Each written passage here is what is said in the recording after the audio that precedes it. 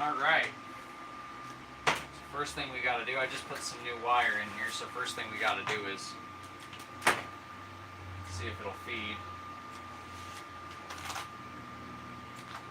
Which it doesn't look like it wants to, so probably have to turn the tension down a little.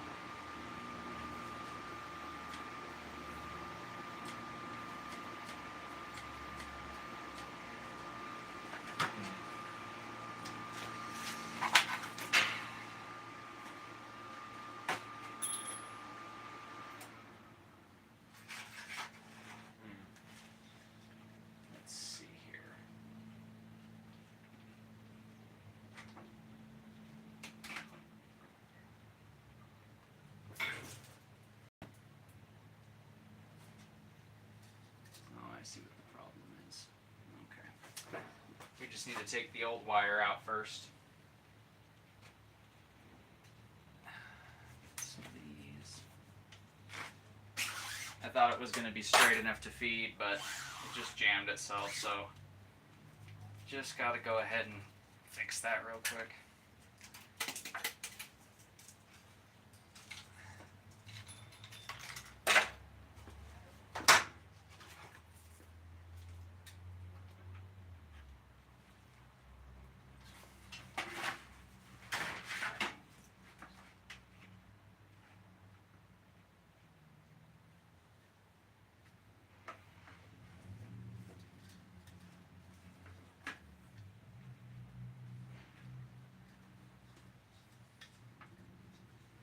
The one thing I hate about this little welder, how much of a pain in the ass it is to get the wire started on it.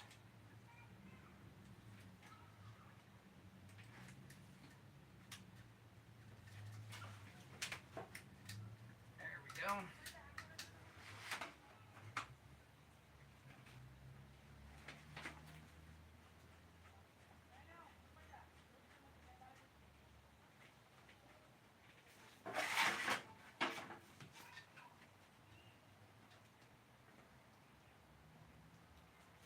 Let's give it a shot, shall we?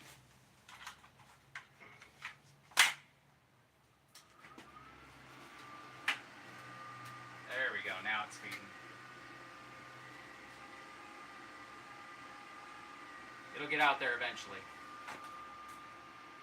Are you a welder? What are you building? I am a blacksmith, bladesmith, and martial artist. Kind of a jack of all trades. Right now I am building a tentacle mace.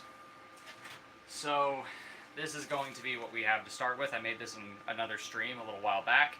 We've got a little ghoul head, little monster head at the base, very anime ghoulish, and then a wrapped and twisted shank with a spiral that gets bigger as it goes asymmetrically. What I'm going to do is I'm going to weld some bits all along this outer edge and then chase that down the twists all the way down to about here on the handle. And we're going to make little dots or beads with the weld there, and then we're going to take a punch with the forge and we're going to turn those into sucker cups. So that way it has suction cups that run across the whole thing. This will get a twine wrap like a lot of my other maces and things like that eventually, but that'll be after all the fit and finish work is done and a long time from now. It's not anywhere near finished yet. This is just basically an experiment. If it turns out well, it'll go up on the Etsy store for sale. If it doesn't turn out well, then it'll just stick around in my shop and be a prop for future videos or just something I smash watermelons with for fun. But yeah, let's get this wire the rest of the way fed so we can start adding our suction cups. Keep going. Turn up my wire speed real quick.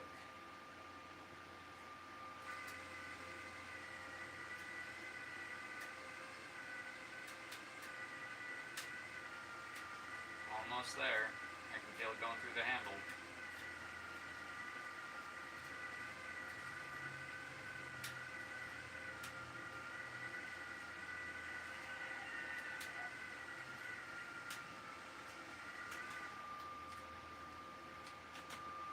No way it's jammed right now.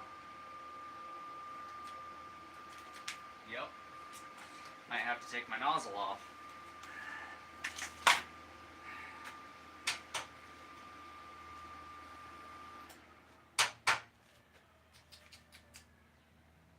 it's jammed right there. I can see it getting stuck in the nozzle.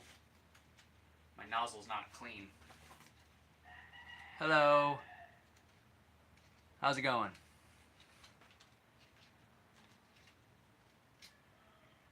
Yep, that's exactly what it is right there. Wasn't passing through the nozzle, so I just need to brush that off real quick. Where did I put... There's my sunglasses. And my brush. Brush the nozzle real quick.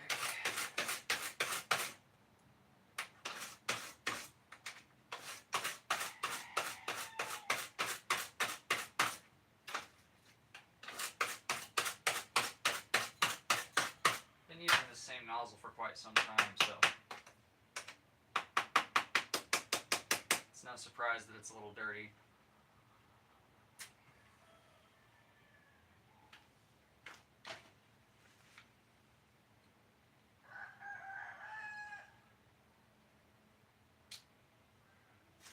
See if I can pull some through and just pre-feed the nozzle.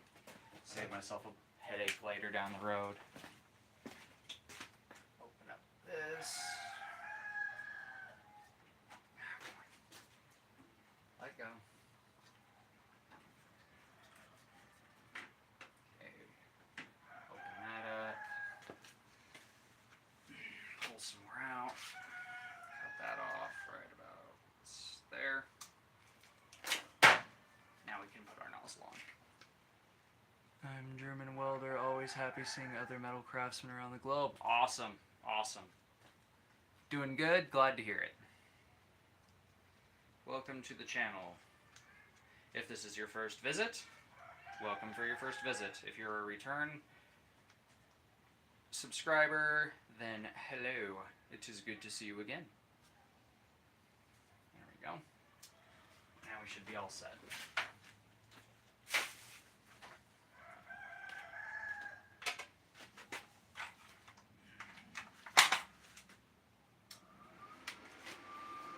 Close that back up.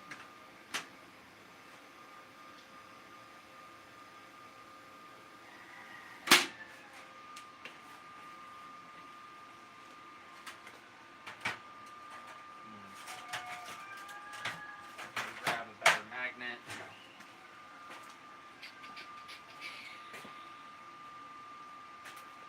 Where the hell did I put you, magnet? I just had you yesterday.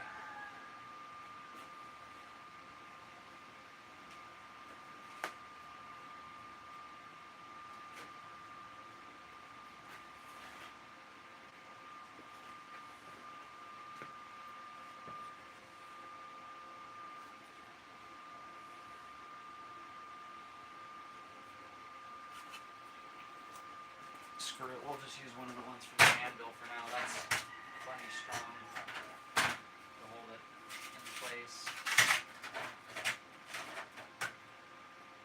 Yeah, that'll be plenty strong to hold it. So, start here and wrap around.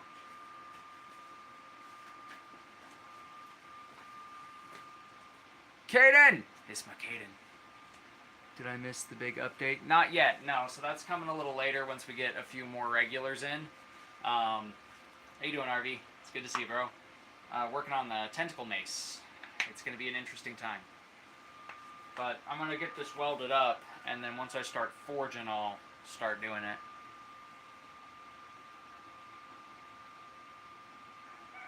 Cancer? From what? Having it burn my skin? I'm a blacksmith, brother. I get forged scale all over my arms all the time. And breathe in stuff that's terrible. I'm probably going to die an early death regardless. So.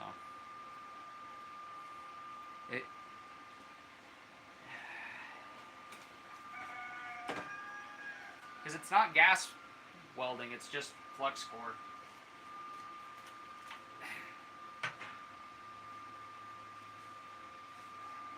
Turn the fan on.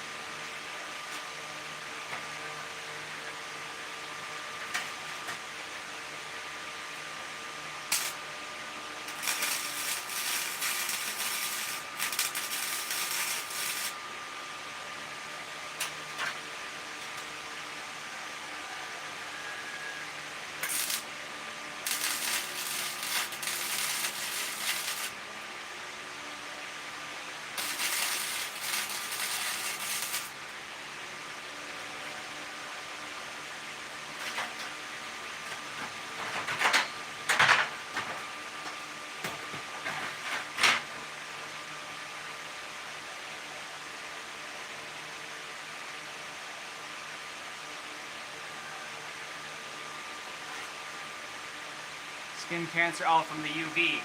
Oh, dude, I'm in the sun all the time. I mean, I don't weld that often, and this isn't like a massive welding project. I'm only putting a few beads all the way down it. Like, not much bigger than that.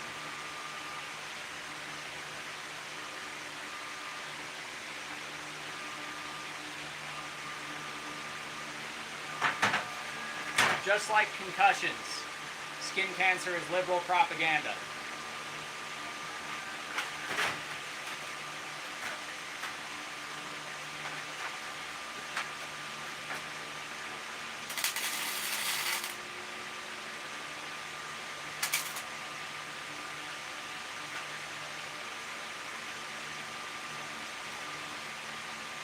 Why are you jammed? Why are you jammed?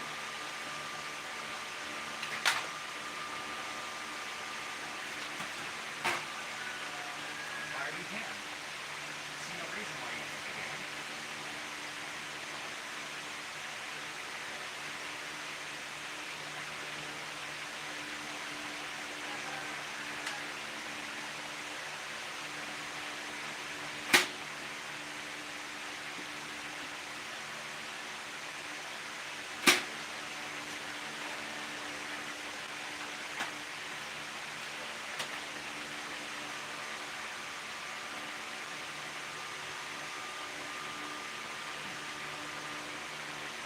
Oh, yeah. TIG welding is a whole different story, brother. That's a lot more UV, man. I'm just using a little baby welder just to add some steel to the top, brother. I'm not going like 2 inches or nothing. But yeah, I thank you for your concern. I appreciate the concern. Like, don't get me wrong. I'm not trying to be a dick. I'm not trying to be, rude or anything. I appreciate the concern. I don't weld often enough to where I think I'm at risk for, damaging my body. It's hard to do that in these gloves that they're so hardened, and you know how it gets. You know how it gets. If you're a welder, you understand.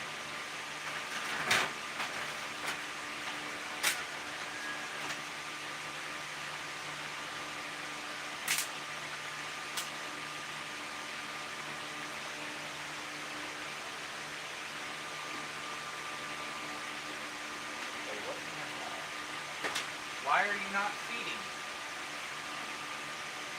There we go. Damn, welder's being frustrating today. It's acting up.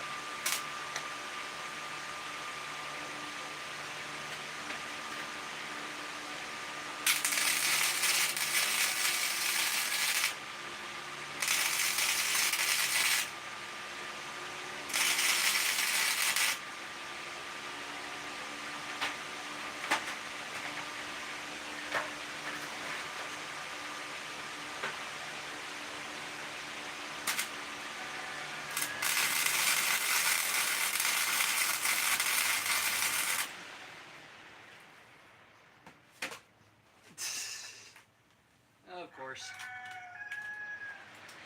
Put a little too much demand on this little power strip I have it on.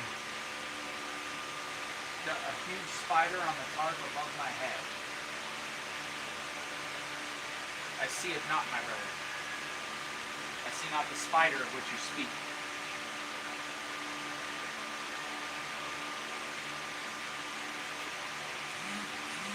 Yeah.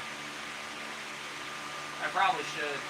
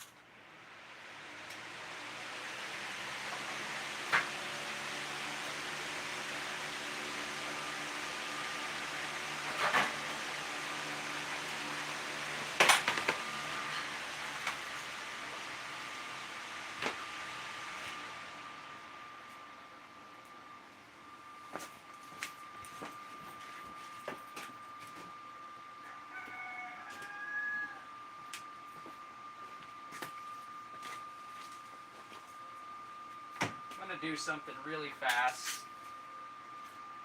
Give me just a quick sec. The spider is propaganda. Oh, goddamn propaganda spiders. Okay, we're gonna lift this over this way. We're just adjusting some things real quick, folks. Please stand by.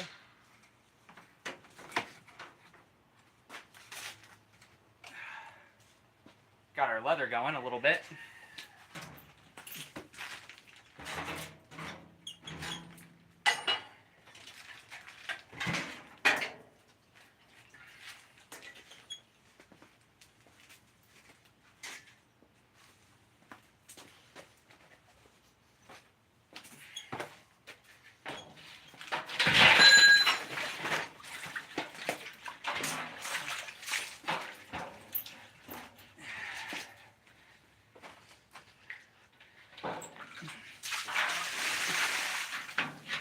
There we go.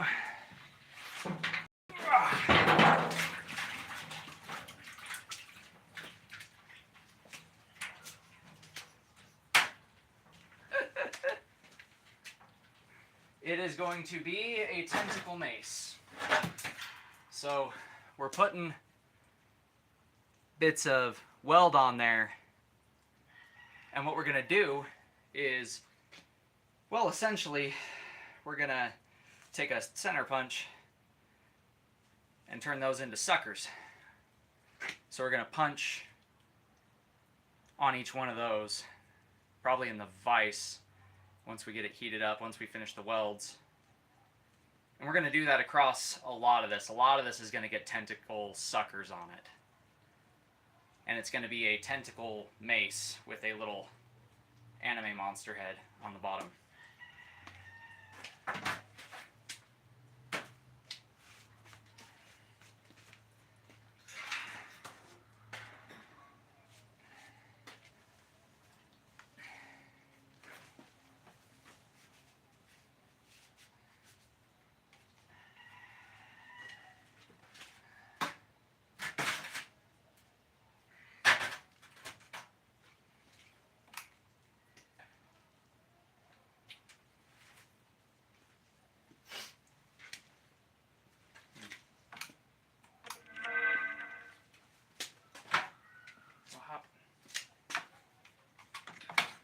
Power get unplugged?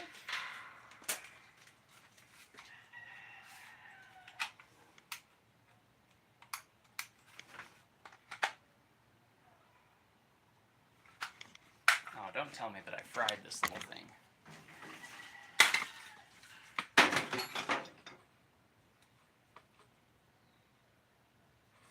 Okay, give me just a sec, guys. I need to go check something.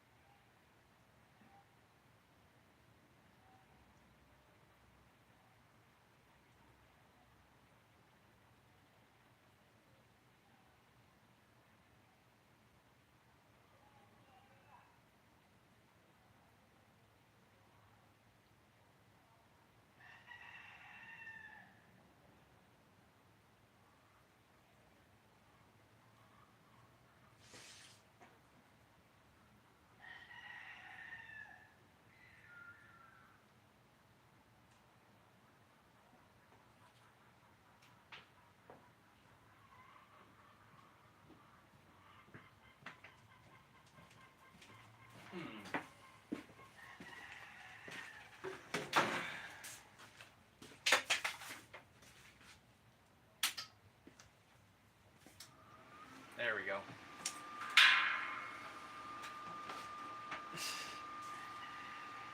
Ooh, demon maze.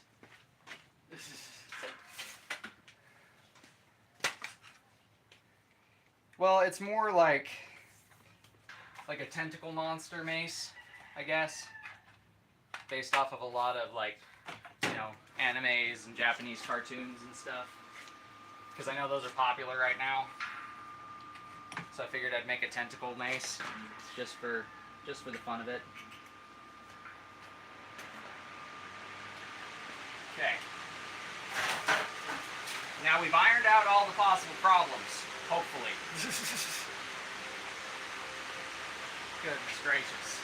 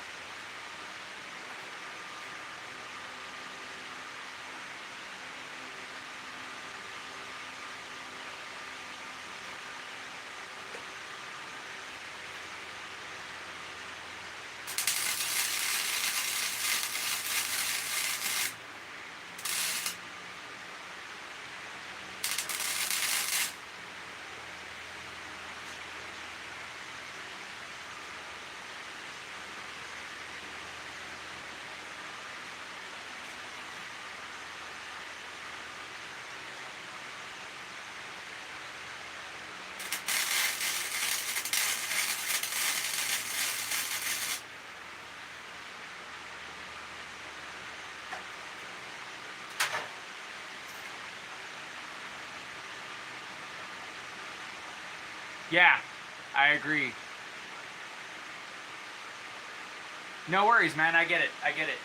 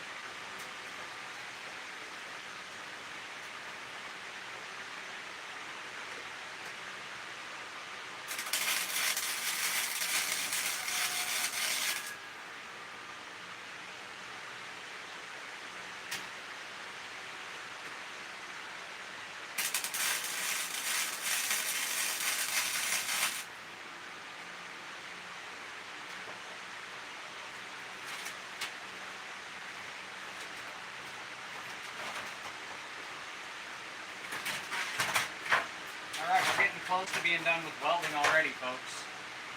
All we got left to do is add the welds from here to about here. And then, yeah, we'll be ready to start forging. I am going to sure up a couple of these, make them just a little prettier, because a couple of them aren't quite as pretty as I'd like to be. I don't know what a super chat is, brother.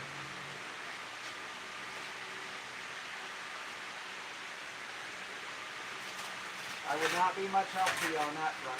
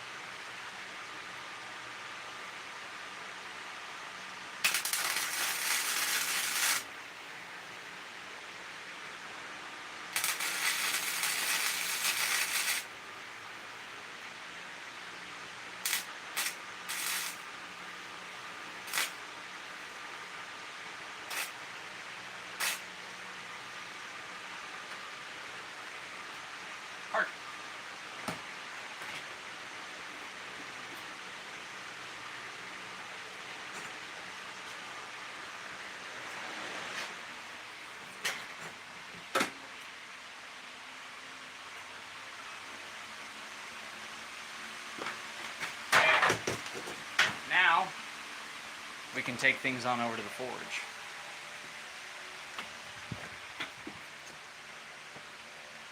I like channel has, I think channel has to enable it.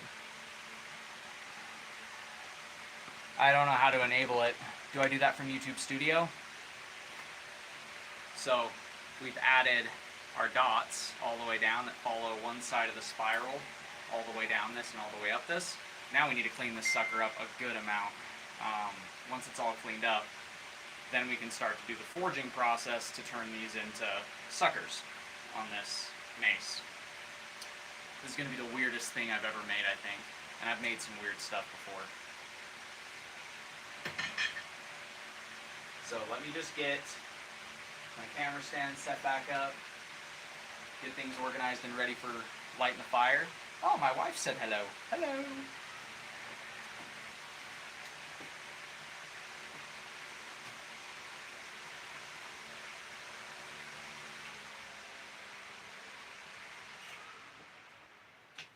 Alrighty, so need you over here, but you and you put your ass up there. And snap it. I set on the wall. Move your ass over to the.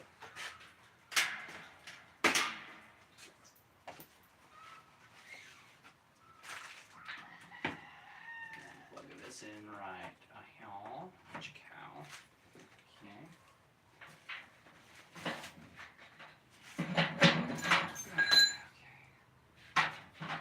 Now, where did I put that lid? See, folks, this is why I usually edit my videos instead of doing live streams. Because I'm a goober and I forget where I put stuff.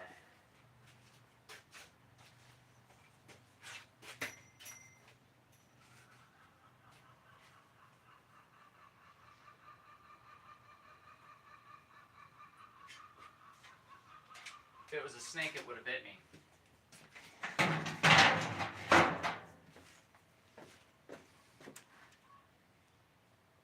YouTube Studio.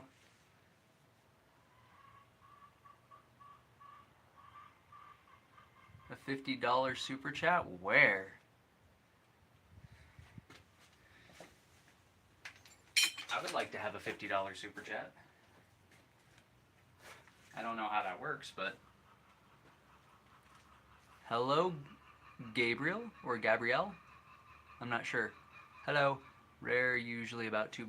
Ah, see? Gotta keep it realistic, gentlemen. Expectations must stay realistic.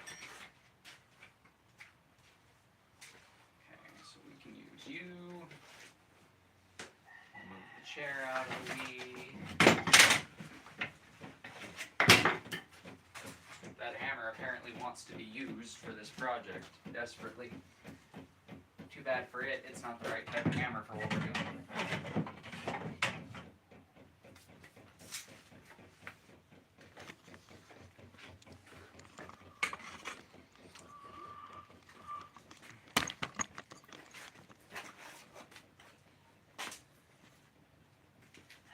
You guys plugged in, so hopefully you don't die on me.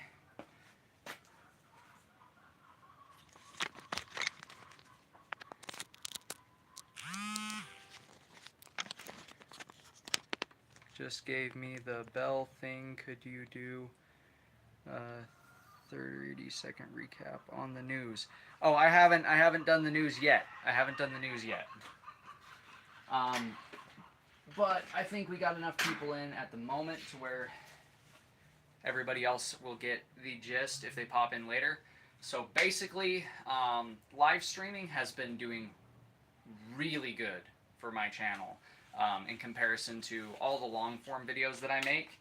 And to do a live stream as a blacksmith is a lot easier than to film everything, edit it all, go through the hours and hours of footage to find the clips that look good enough to put into a video, all that stuff. It's a huge back end on my side as a maker, and I have videos scheduled out till I think around October for the long form side of things. The cut testing videos are quite easy to edit. because there's shorter amounts of filming and things like that.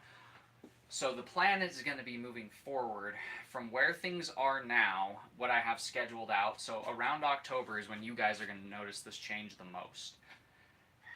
Around that time, I'm going to be doing more live streaming.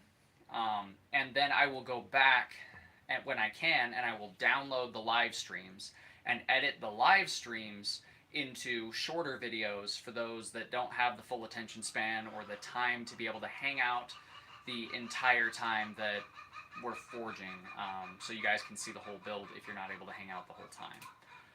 So that's going to be the way it's going to be moving forward. There's going to be more live streaming, and then the long form videos are going to be, for the most part, the versions of the shorter versions of the streams that are condensed for people who didn't get to see the stream, who don't want to sit through 3 to 6 hours of stream. Seems like less work for you. Yeah, exactly. Because it's managing the YouTube and TikTok alone is big for me. I barely am able to put the stuff over to Facebook that I want to. I just don't have the time. So hopefully this is going to free up the time to be able to start doing things on Instagram and Facebook as well, to help expand my repertoire of places that I can find new people. The martial arts videos will still be coming out as usual. This coming Tekken video might be a little delayed because I'm still doing some editing on it because of how my leg was. I kind of fell behind on that with, the stitches and the laceration and all that fun stuff. So yeah, that's pretty much the update. But yeah, we're still gonna have tons of martial arts shorts. We're gonna still have WhatsApp. Yeah, that would be a good one. I'm still gonna be doing lots of videos, and then the cut testing videos will be full-length videos. And if this frees up enough time, I can't say this for sure, but if this frees up enough time, I might start doing some long-form tutorial videos for martial arts as well. Wow, yeah, that's a lot of viewers. Oh, there's a short on it on the channel. It's a little ways back. But yeah, I was dodging a toddler in Walmart, right, and I dodged right into a shelf and got a laceration on my right leg that required internal and external stitches. So it put me out of commission for like 2.5 weeks. I couldn't barely walk on it because it was right on the side of my knee where the deepest part of the cut was. It missed the tendon by 1/8 of an inch, so I got off lucky. I escaped needing tendon surgery, which would have been a nightmare. I know, right? Okay, so, wow, that is still really hot. That's okay, we got a glove for that.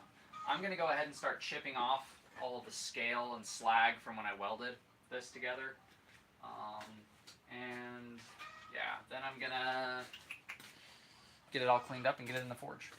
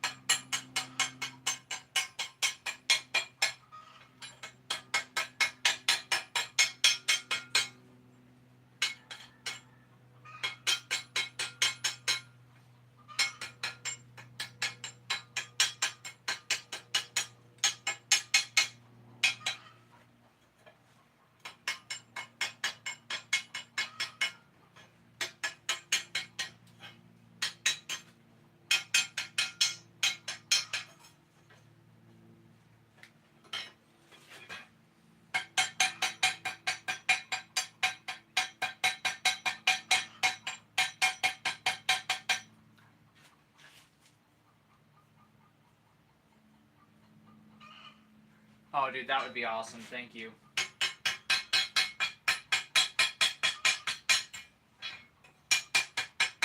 Yeah, I'm glad it's doing better too, man, because it was rough. It was real rough.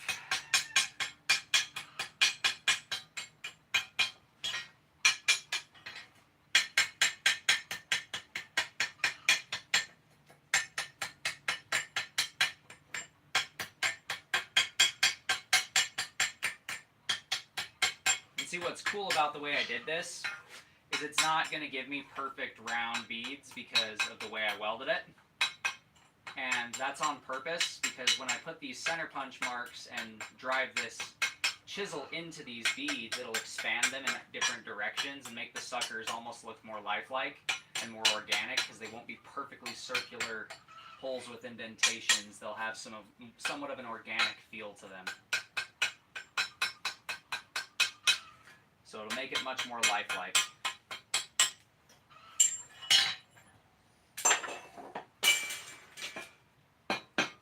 Where did I put that brush? I had it before I went freaking brown.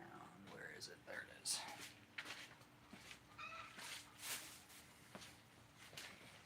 If my lovely wife is still watching the stream, there's something I think she wants to see out over by the side of the shed.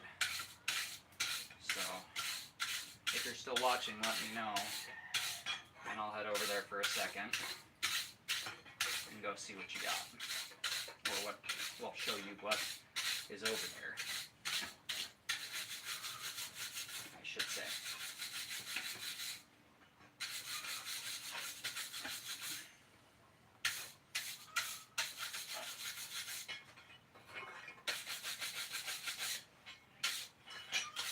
Now, I'm not going to get rid of all of the bead from the spatter from where I welded, and I'm doing this on purpose because I'm actually going to forge a lot of this bead, like get it nice and hot and kind of forge weld it back into the surface.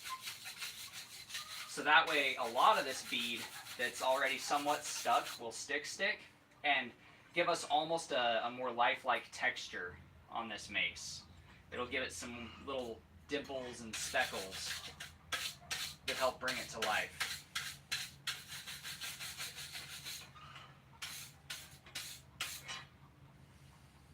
Much better.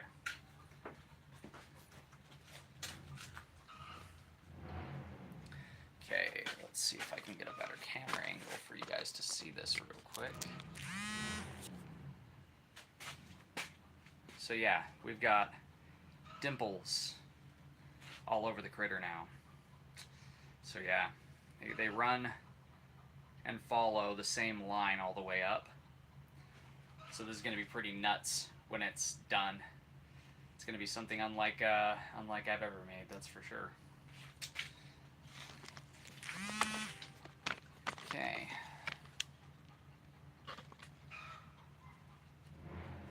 Let's get this over here.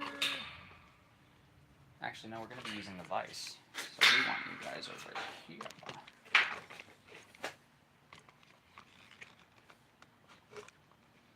Yeah, buddy. We'll start in this position and work our way around that. And then we'll work our way down that, which is going to be the tricky part. Okay.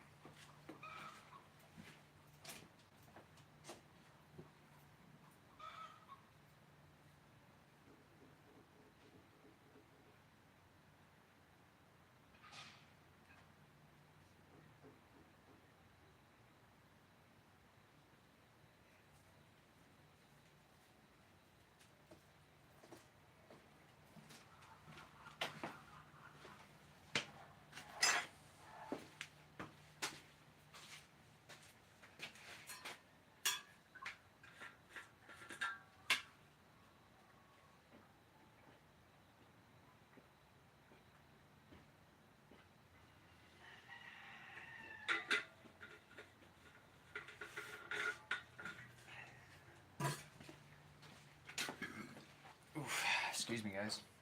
Didn't mean to burp right next to it like that. Okay. Let's see. Yeah, that's still nice and toasty. Okay, we're gonna get the forge fired up so this can start to heat up. And we're gonna let it get nice and hot all the way through that coil before we start working it. Oh, hello, shop dog. Come here.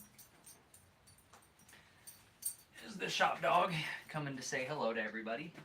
Say hello, Blue. Dude, that's the wrong way, dude. You're a good dog.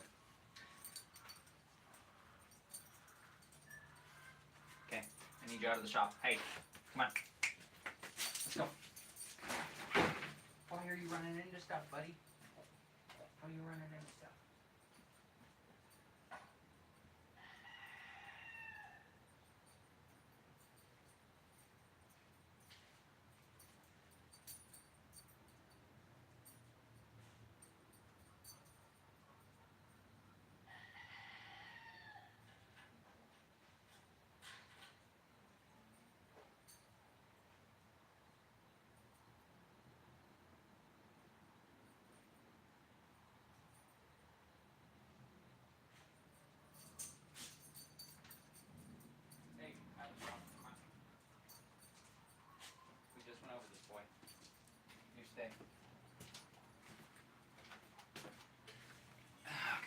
Goofy dog. Hello to shop dog.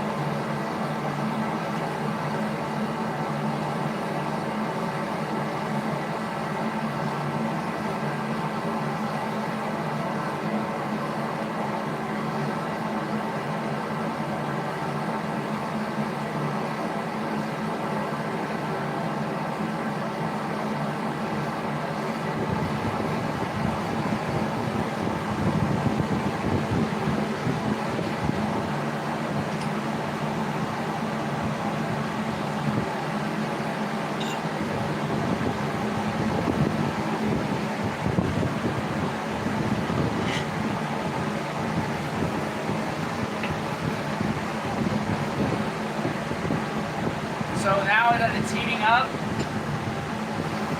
basically what we're going to do is hook it in the vise and work each one of those dimples into a nice sucker cup until the whole thing has the sucker cups instead of these little dots.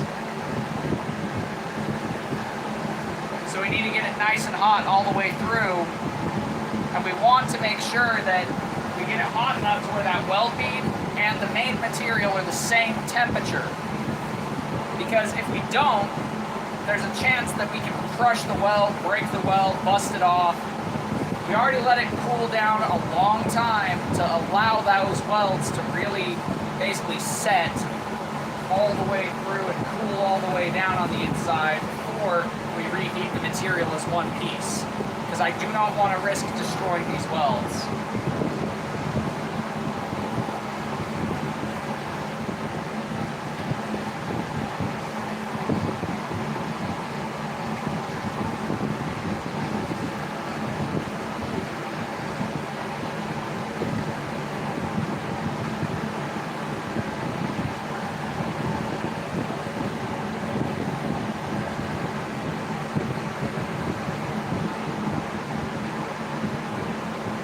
Alright, sounds good, AT. Hang loose, brother.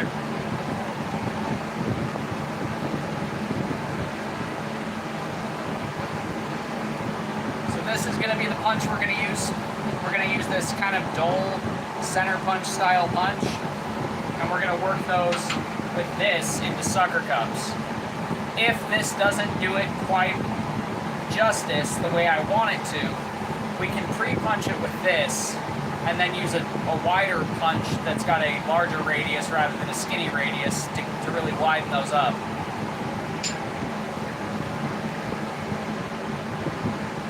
Hello, Lars.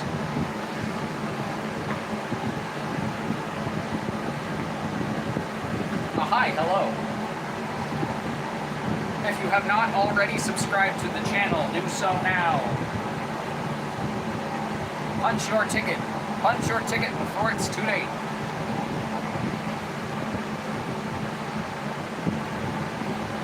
Slowly but surely, we're getting hot.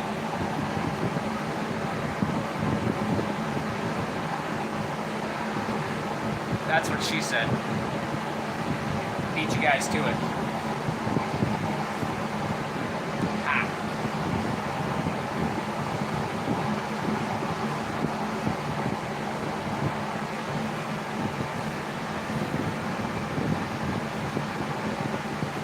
And you'll notice I keep flipping it, and that's because the burner on my forge doesn't sit perfectly straight, so one side gets hotter than the other in my forge.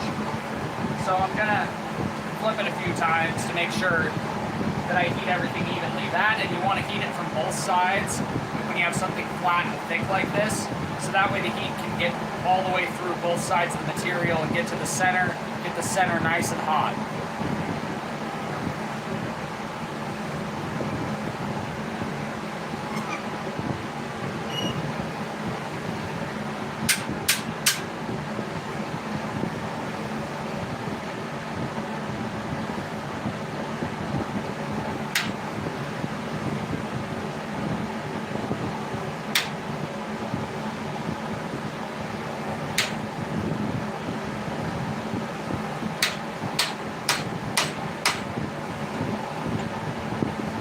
So we're just kind of pre-marking where we're going to punch these out first while we have our first heat.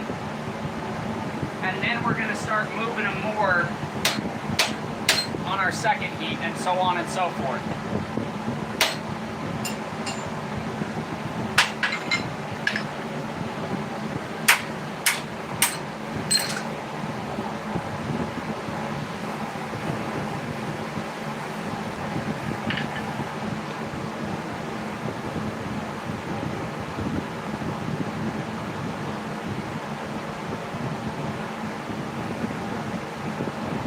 Really?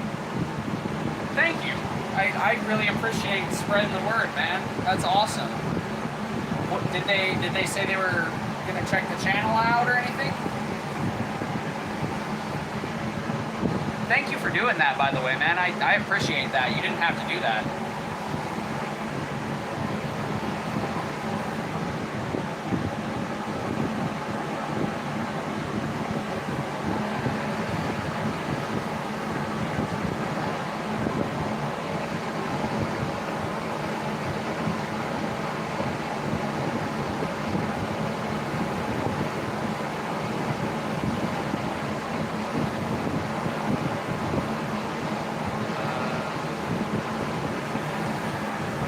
Oh, you forge with coal. That's awesome.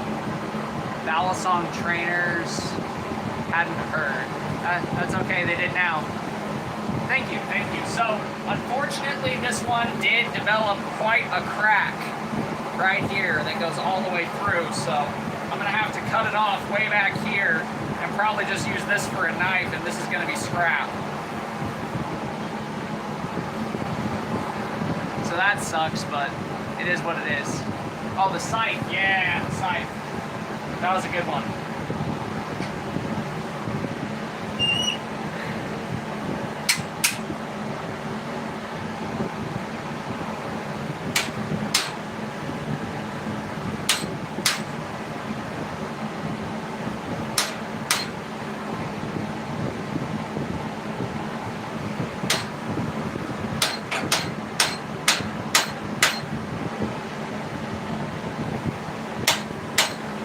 Oh yeah, that's going to give us exactly what we're after.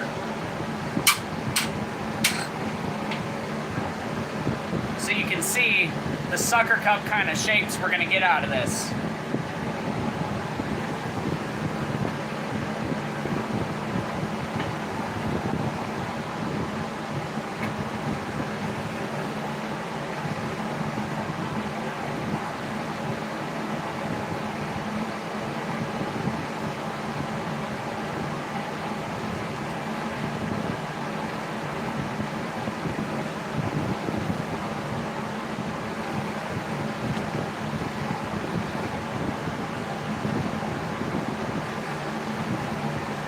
Now what's going to be cool about this mace is that it's going to have all that weight from that head focused on that edge of that disc, and then those sucker cups are going to act as bite points.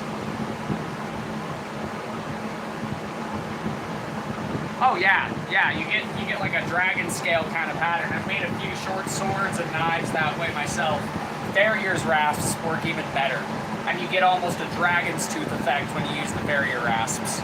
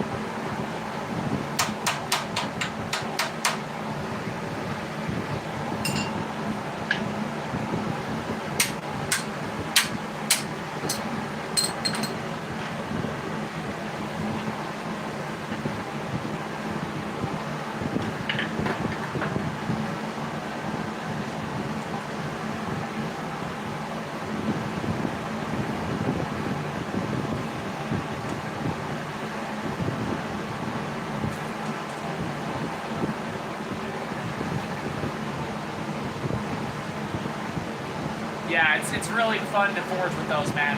I enjoy those a lot. Somebody want to tell me how in the heck there's 50 people in right now? That's insane. These streams just keep getting better and better. Hence the switch on the channel to a more streaming-based thing come around October. I think we're gonna scale up to a little heavier hammer too, just to make this work a little bit faster.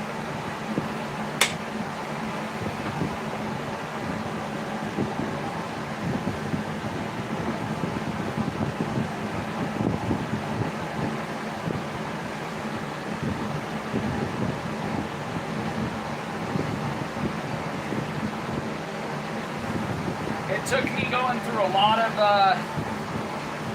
hell to realize that it ain't quite worth worrying about shit that ain't worth worrying about, brother. I don't intend on changing.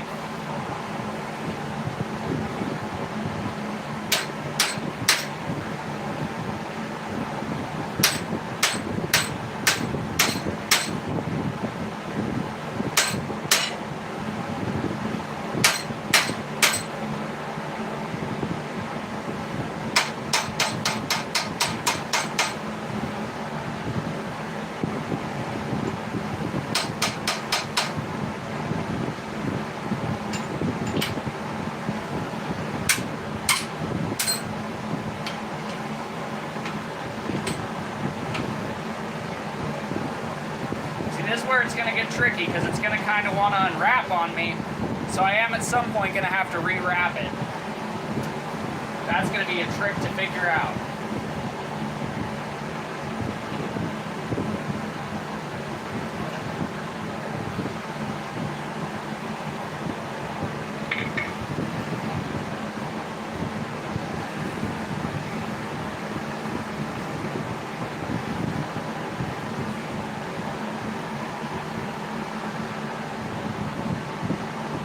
Thank you for the compliment, by the way. I appreciate that.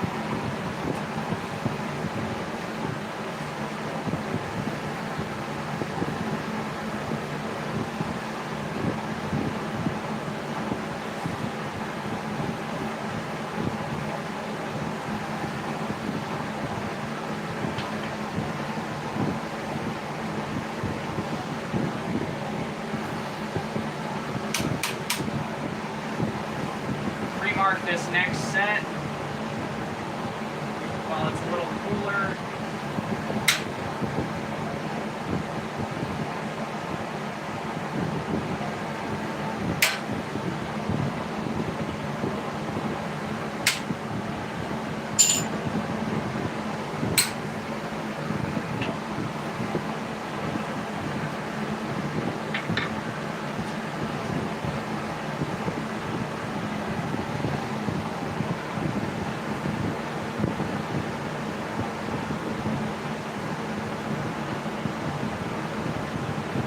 Yeah, that could work for sure. What I'm thinking of doing is actually leaving part of it open and then having it curl up towards its tip, just to make it that much more tentacle-like. I'm not sure. I'll have to make that decision a little later.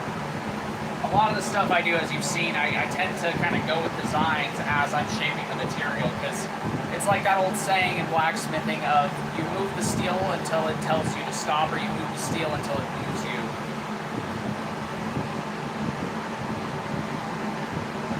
Wrists? What do you mean? Thanks.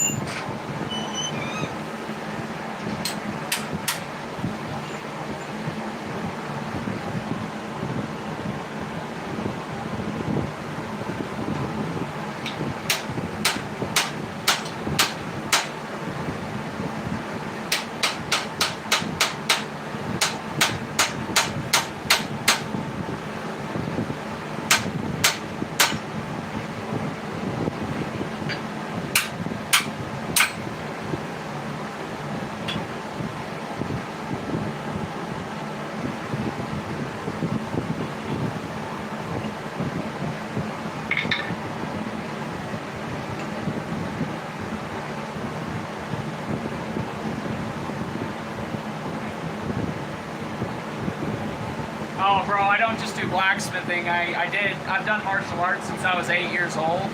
So I've done Taekwondo, Muay Thai, Jiu-Jitsu, boxing, and some MMA for a while. So this isn't all from blacksmithing. This shit right here is from fighting a lot too. Got the triceps in order, all the shit. But the thing is, I'm one of those guys that when I'm not actively working out or actively exerting myself, I look super thin, because I swell up a lot when I'm working out, and then I shrink.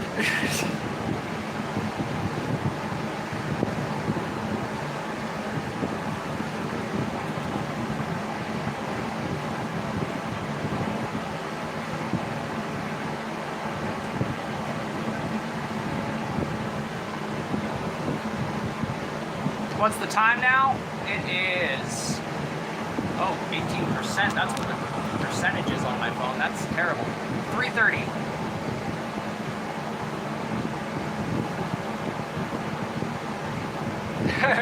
Thank you, brother. I appreciate that.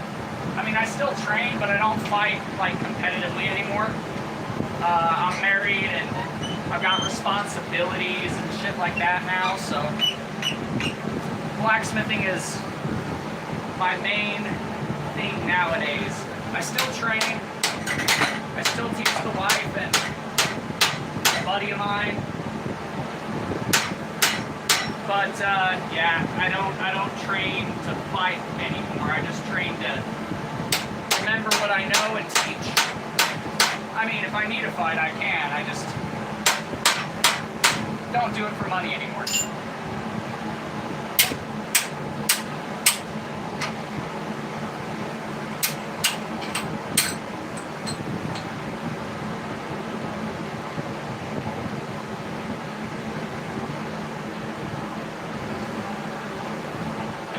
That one just a little deeper.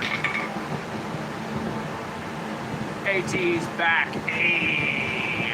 I don't know if someone can decode that for me. I would appreciate it. Maybe throw it through Google Translate, because I don't understand what that means. I don't know what that language is. I apologize, CD.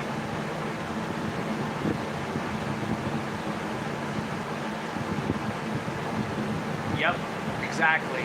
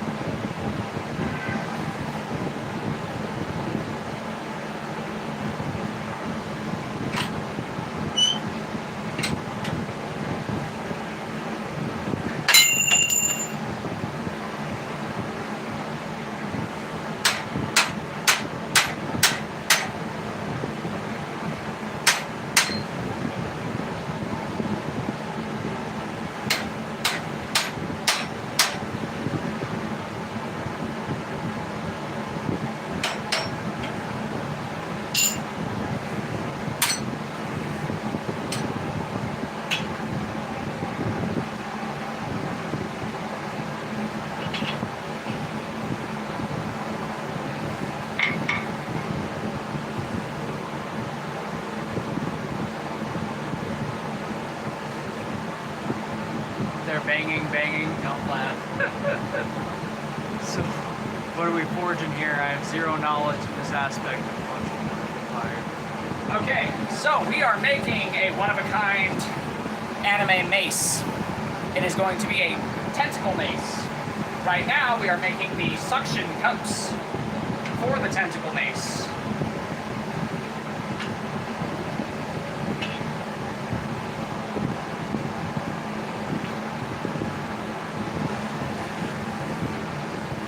So yeah, tentacle mace.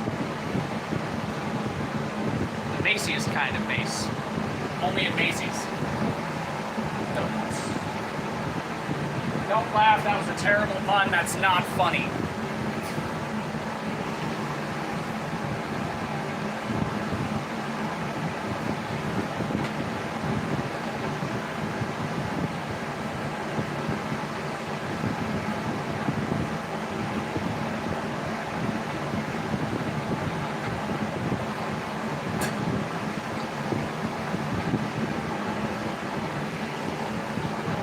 Whoa. You guys just got rocked. Tentacle mace is crazy. What are you going to use for the handle? It's going to get a twine wrapped. Yeah, 77. Damn! And 22 likes. Let's go. But yeah, tentacle mace, it's going to be wild. I'm going to use jute sassel twine, and I'm going to resin bond it like I do for a lot of other projects. It gives a nice absorbent handle for shock because the layers of the twine help absorb it, and then you rubberize the outside with the resin, the epoxy resin, and it gives you a clear, burnt twine finish. Oh yeah.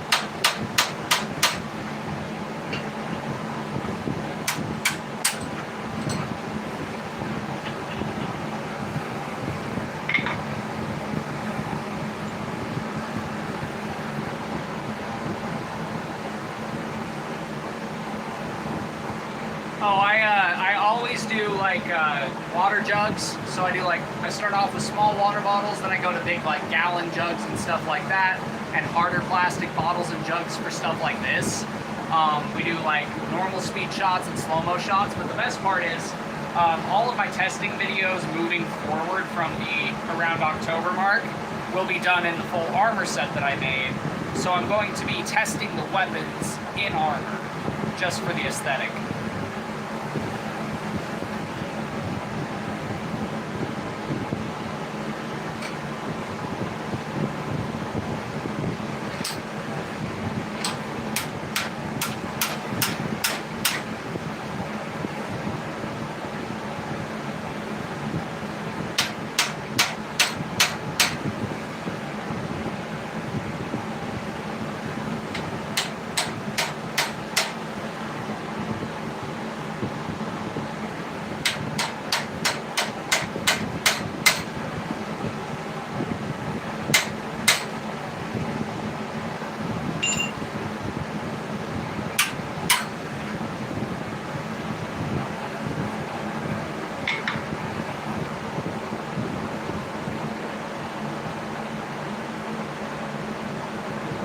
Oh, absolutely, no worries, man. Go check it out if you want to. There's martial arts content, bladesmithing content, blacksmithing content, fishing. In the next couple years, there's going to be some hunting content.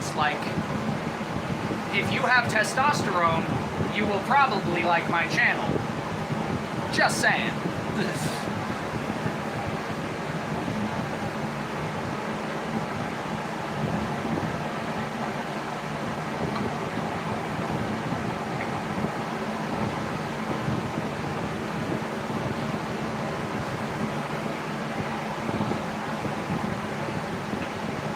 Tentacle mace. Tentacle mace. Making a mace with tentacle mace.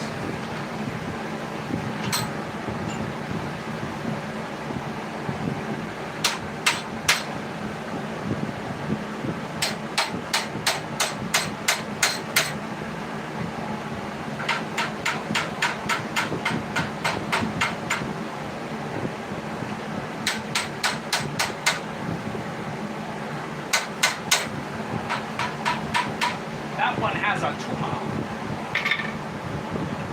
It's not a tumor. Yes, it is.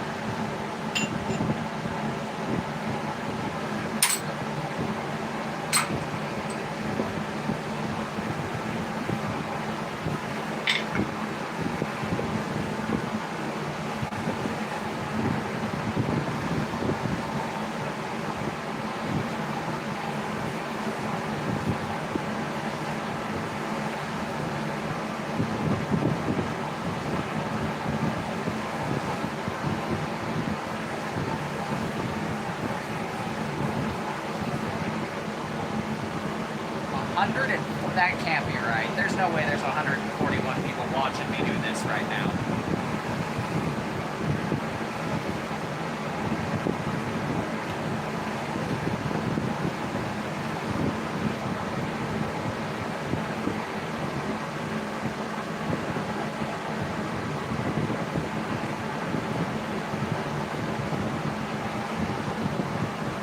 Wow.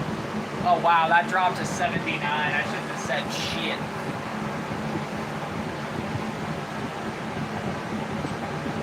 My bad. Sorry for celebrating, jeez.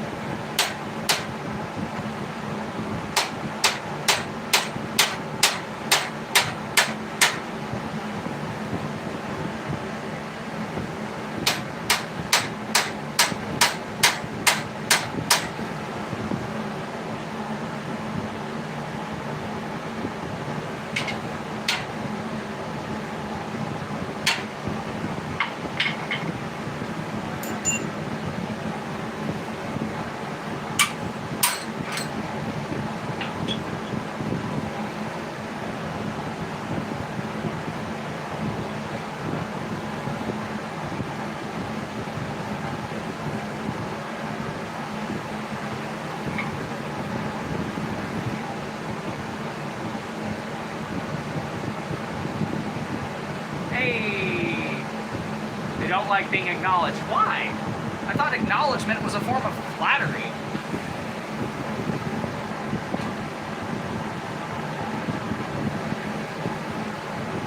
I thought it was a good thing to get acknowledged. Like, is it a bad thing to get acknowledged?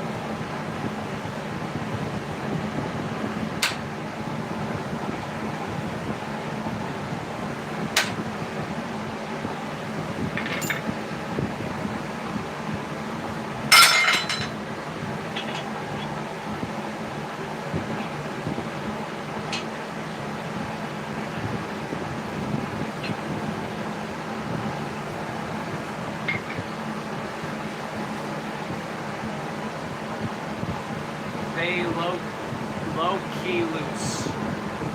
I'm not sure what you meant by that, brother.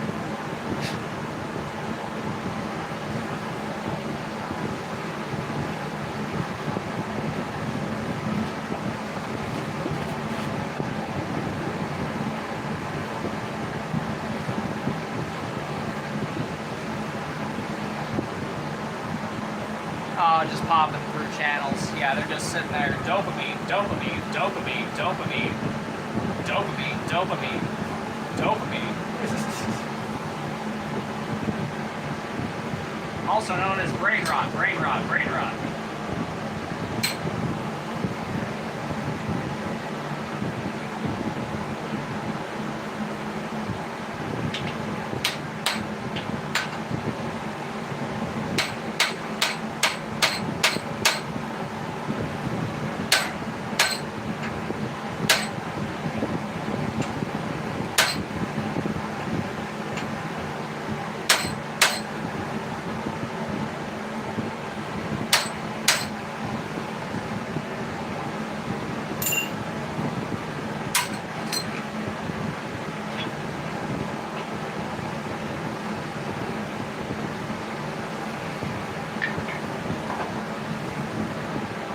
This is where it's going to start getting tricky, considering that I already put the twists in it instead of waiting to twist it until after, like a smart Zach should have. So yeah, this is going to get tricky to get the rest of these done, but that's okay. Tricky is good. It means it's challenging. It means I'm learning something.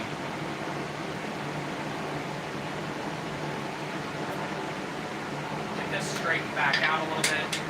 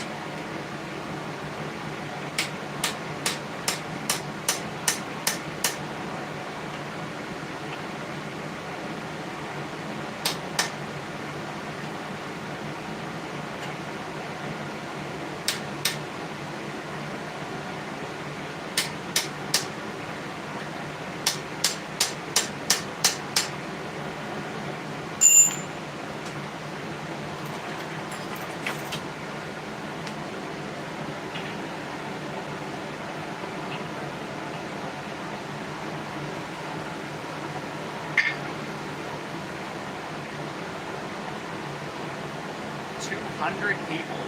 Wow. This is a good stream, ladies and gentlemen. This is a good stream. But yeah, if you guys missed it before, the announcement is that we're going to be doing more live streams come October time. And then we're going to take the live stream footage, chop that up, turn that into the videos for the channel that are going to be the 10, 20, 30-minute long videos. We'll probably have an hour-long or however many hours long full build video where we chop up the most important parts of building each thing into a full build video. We'll have more in-depth parts from each stream. So yeah, it's going to be a lot easier for me, probably a lot more entertaining and interesting for you guys.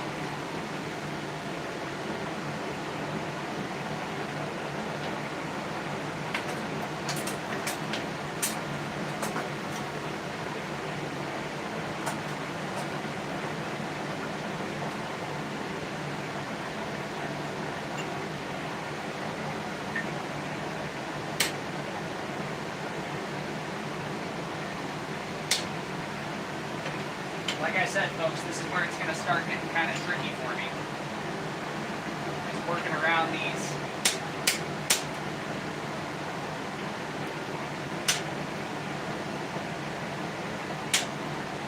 Twists.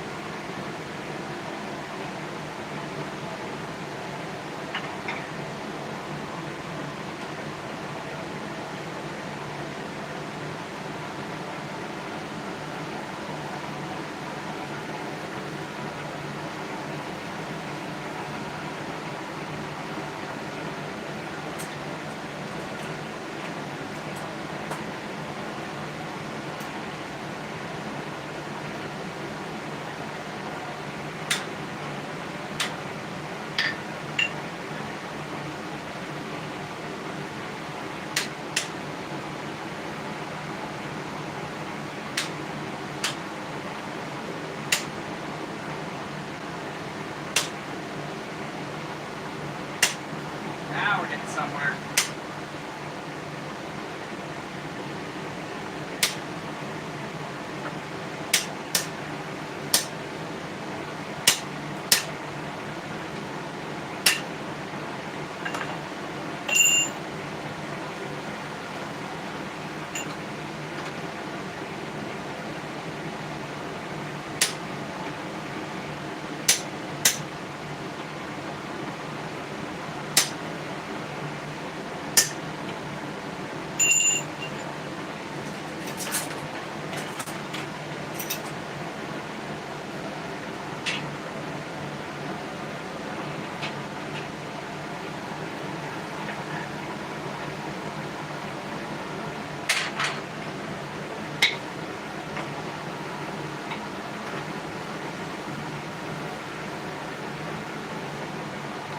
Hello, Alexander.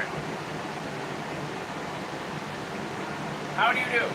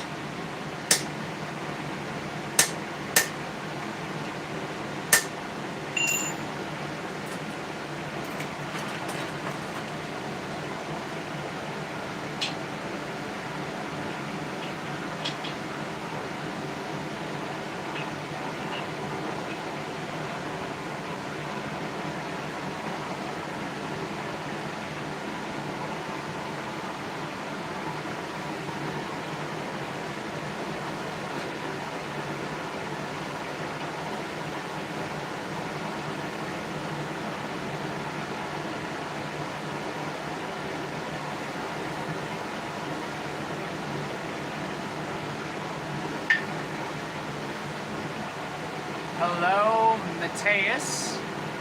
Mr. Alexander, saludos. Yes. Yes, what?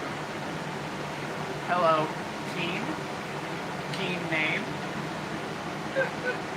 Hello, hello, everybody. Oh, it's a beautiful day in the blacksmith shop. A beautiful day in the blacksmith shop. Even though it's kind of hot because it's a freaking blacksmith shop.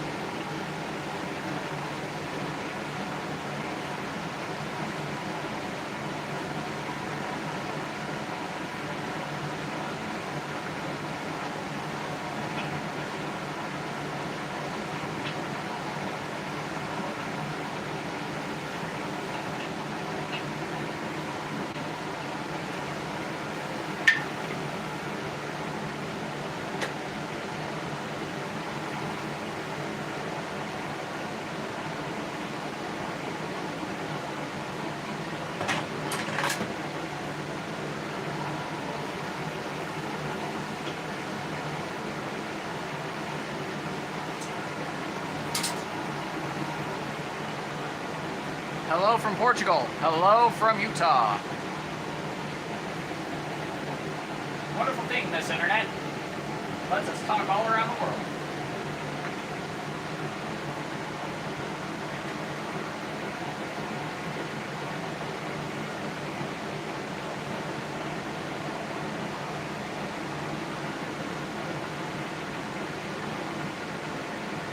Brazil. Hey, cool. So Portugal, Brazil. Where else? What other states and countries we got in the chat?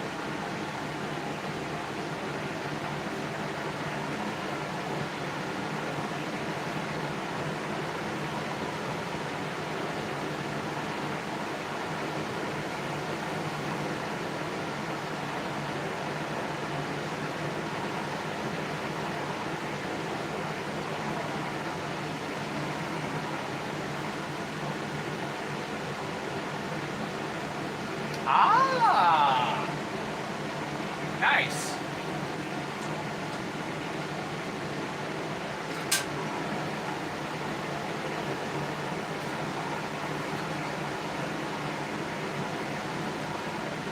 I was always under the impression that no in German was 9.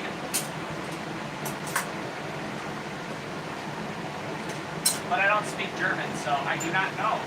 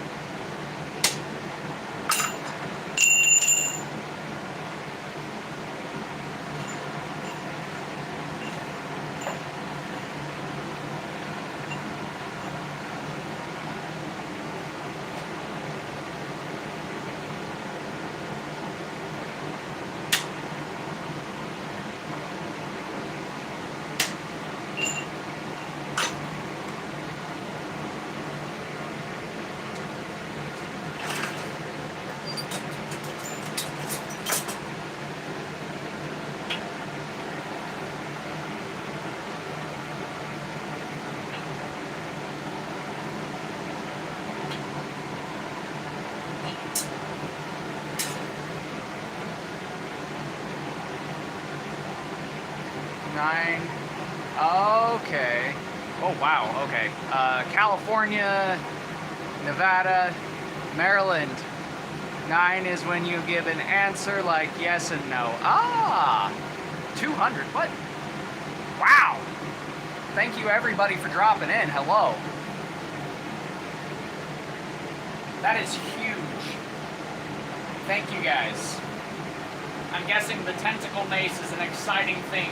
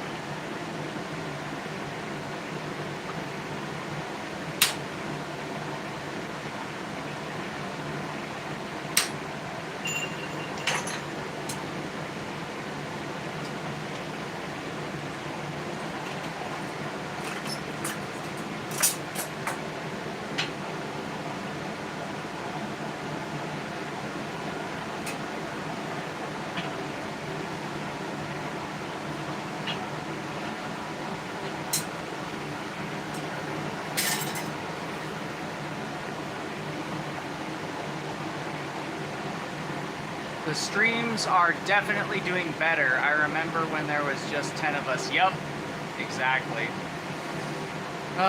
Yeah, and this is actually better for my channel in terms of like watch time and like subscriber count and return viewers. Like, I seem to get more return viewers to the stream than I do return viewers to the videos. So either my editing is just absolute ass, or I'm more fun live than when I'm talking to a camera pretending people are there.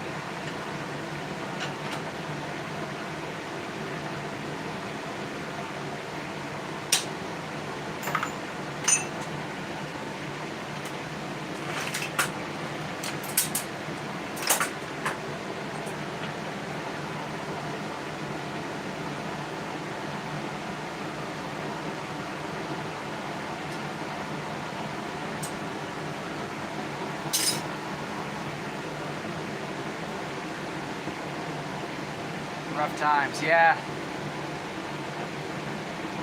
Yes, please. Please do as the George says.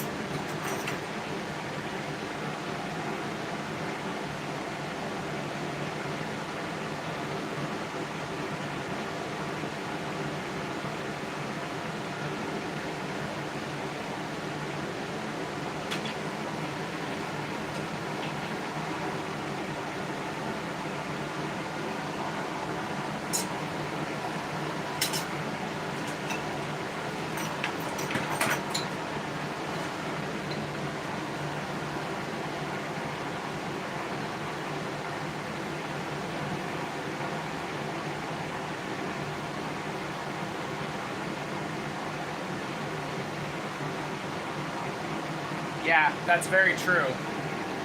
blacksmithing is a very helpful community from what I've encountered. Like, every blacksmith I've encountered has been really helpful and really friendly.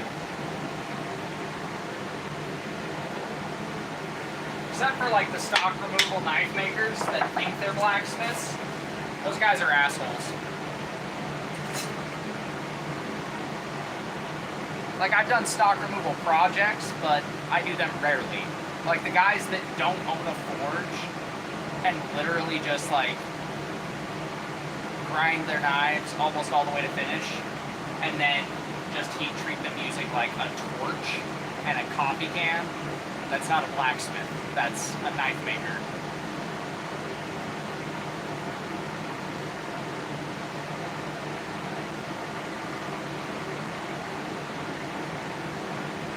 Yep, that's the same problem I have. This workshop's at my home too, man.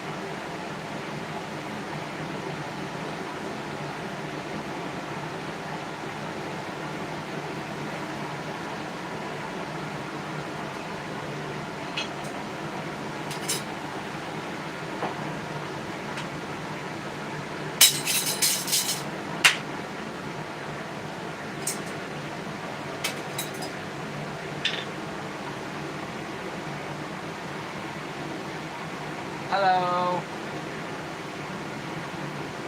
I just like blades and stuff. Fair enough, man.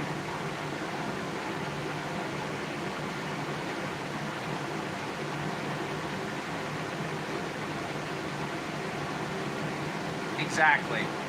Exactly, man. I'm right there with you. Honestly, if people stopped buying the machine-made junk that's designed to break in 2 years and started buying stuff from actual makers, they'd have more money to spend because they'd already have quality products that don't break every 2 years.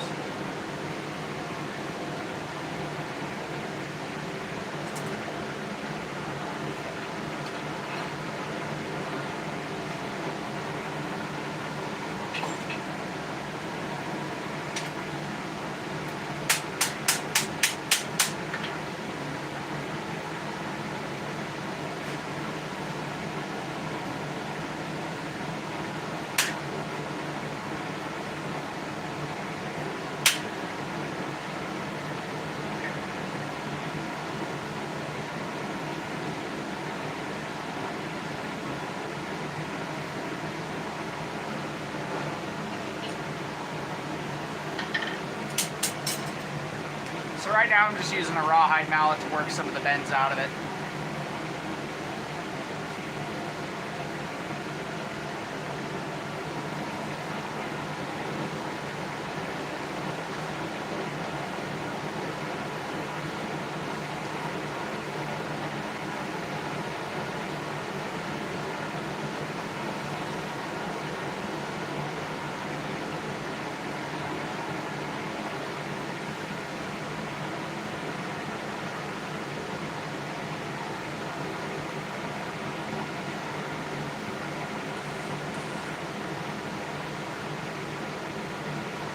Yeah, we are on the wrong timeline for sure, brother.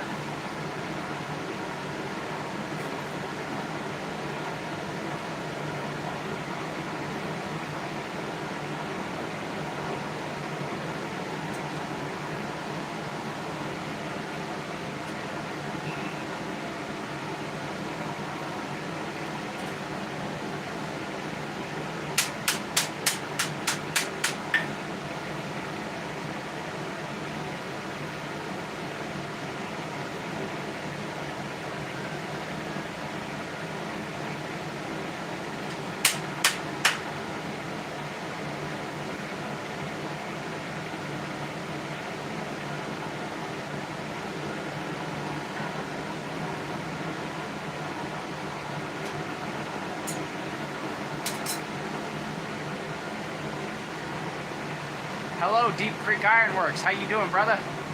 Glad to see another blacksmith. I love when other blacksmiths pop in. We're making a tentacle mace. Something anime and fantasy derived. It's not based on anything in reality. It's just an experiment for fun. I've been kind of out of the game for a couple weeks because I injured my legs, so it's a good project to kind of stretch my legs, work on my hammer arm, loosen everything back up, and get back to it.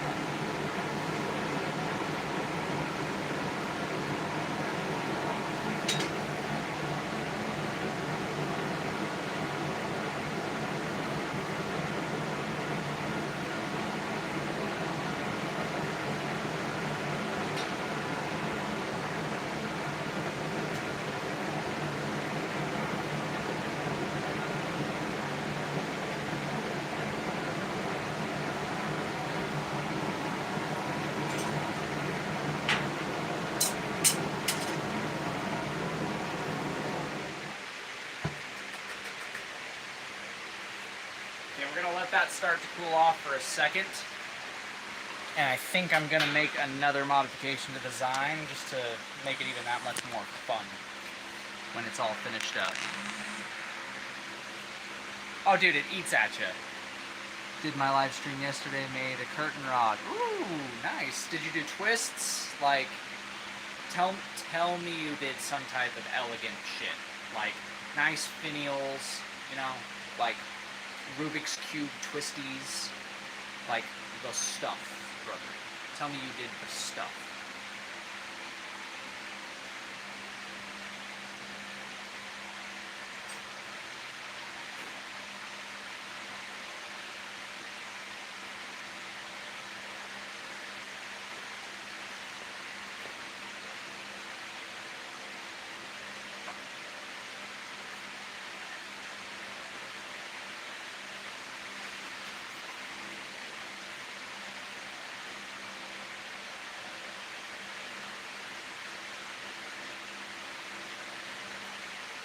Awesome. Glad to hear it. So we're going to let that cool for a sec.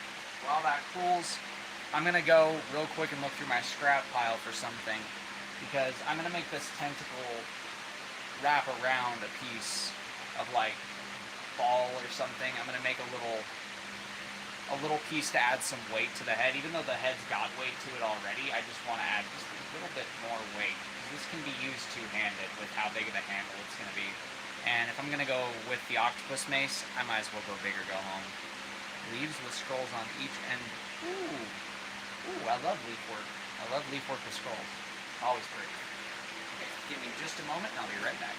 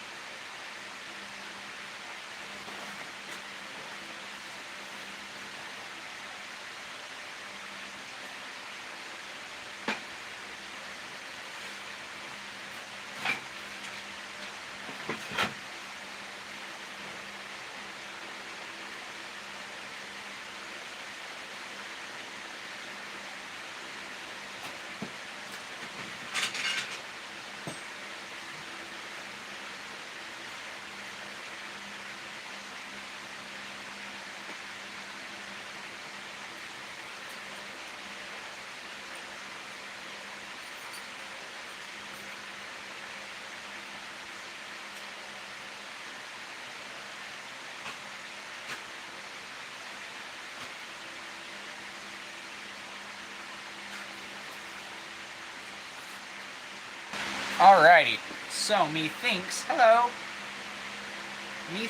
I'm going to do is cut off a piece of this here threaded bar, big enough to upset and forge into like a big block, make it like hexagonal or something, and have that tentacle be holding that in the center.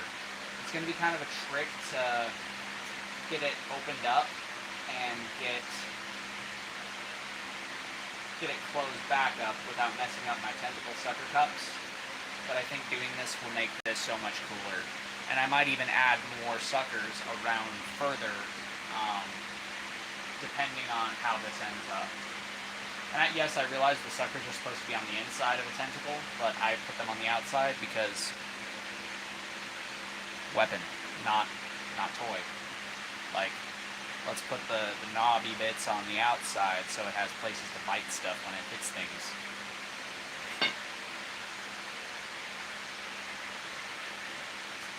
It's going to be a trick to get it in there. I might go with something a little smaller, because it's already pretty big. I don't know. What do you guys think I should have the tentacle hold?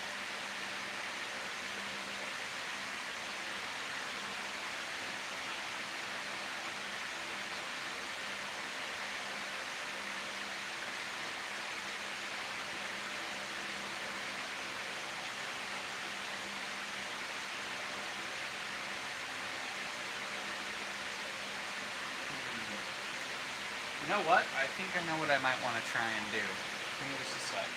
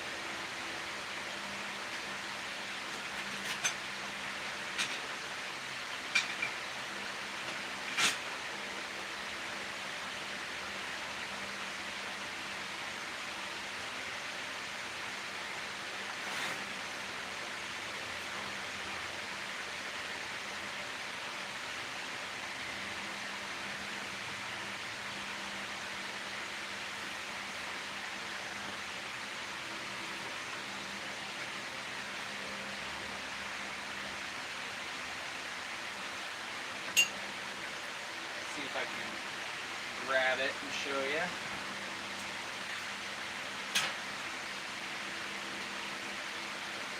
So this is what the handle is. I could do all kinds of stuff with it. That's not very good lighting.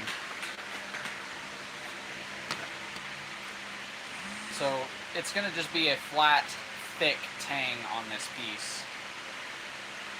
Definitely big enough for two-handing.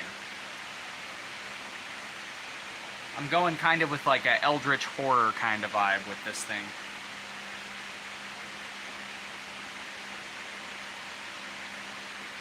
Like a anime / eldritch horror, along those lines.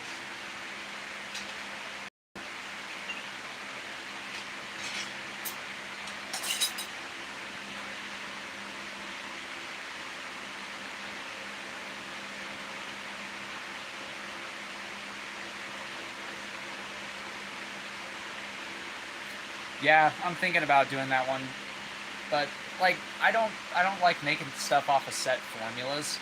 Like I don't like making stuff that isn't my own design, right? Like I like producing what comes out of here. Like I don't even draw blueprints, dude. All of the stuff that I've made, every single knife, even the identical sets, I've never drawn a blueprint before for any of that stuff. It's all in here. I just kind of get an idea of what I want and I go with it until it becomes what I want it to become. It gives it a very organic, very handmade look, a very, primal aesthetic.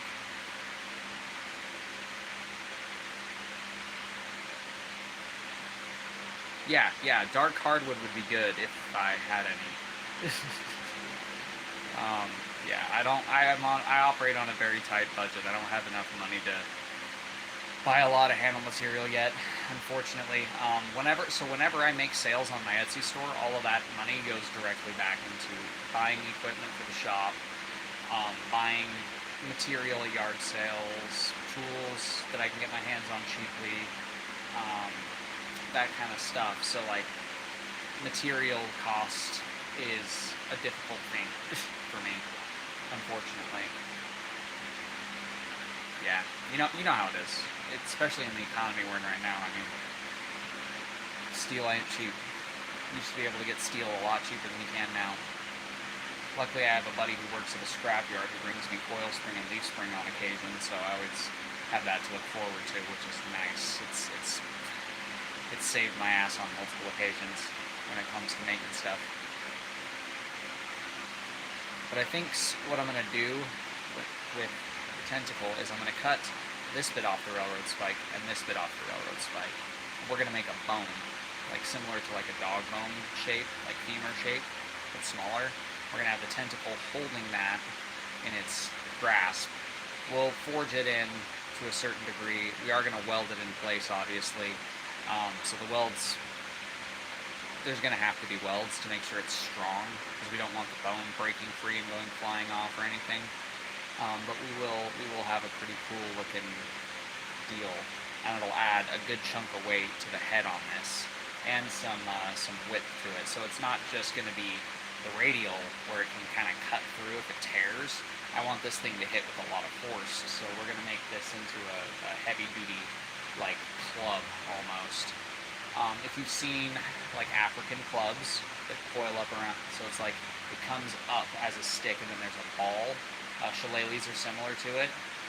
That's kind of the idea that I had in mind for this, was not a shillelagh, but that same stick to big heavyweight at the end for this, so the tentacle's wrapped around this. So yeah, I'm going to go ahead and whip out the angle grinder, get a cut-off disc going. We'll rip this down to size and try my hand making a bone. I've never made a bone before, so this is probably going to be kind of tricky for me. Wish me the best. If you have any tips, any of you guys, if you know how to make like a dog bone kind of shape easily, or easier than I'm attempting to do it, please help. Because I've never done it. But basically the idea that I'm going for here is going to be where this twisty is here. This is going to sit through it. I'm not going to use all of this. I'm just going to use some of this, but it's going to sit in the middle of that tentacle and get welded in. I think that'll do it justice.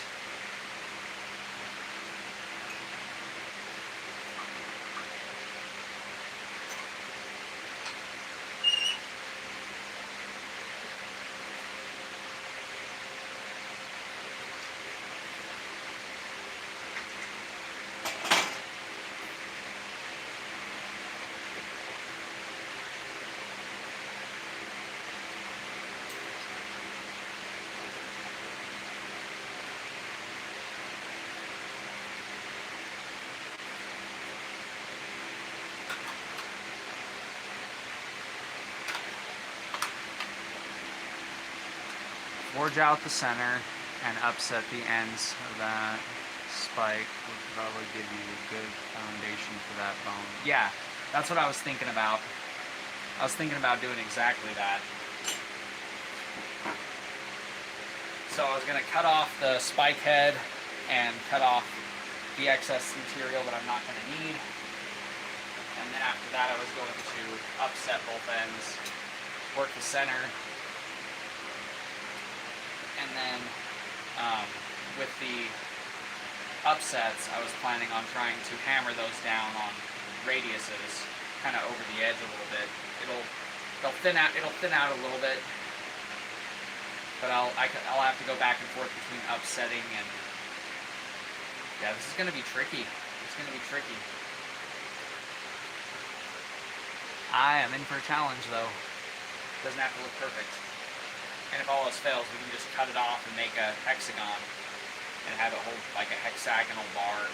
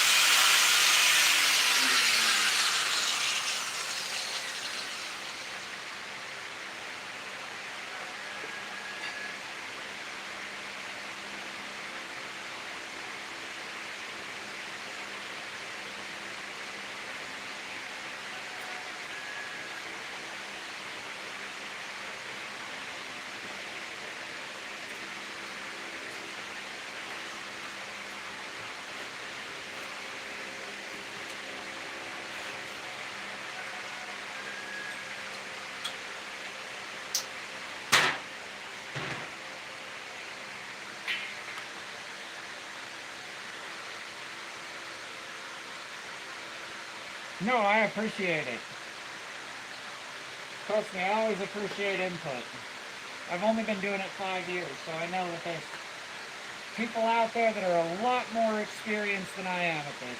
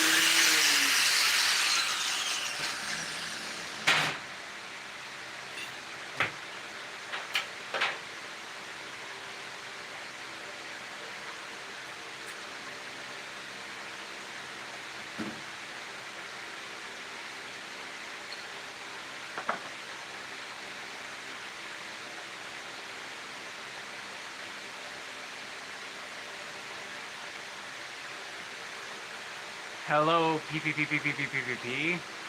Yes, I don't speak that language.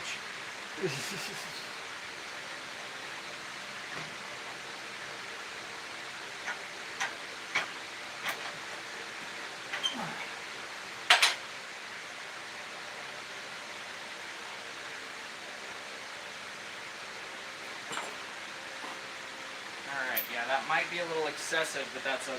I'd rather have more than I need than not enough.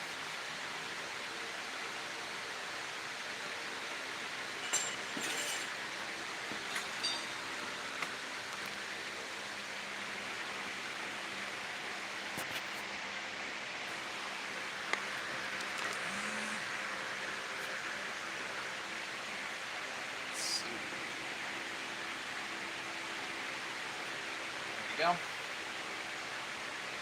Fire it back up.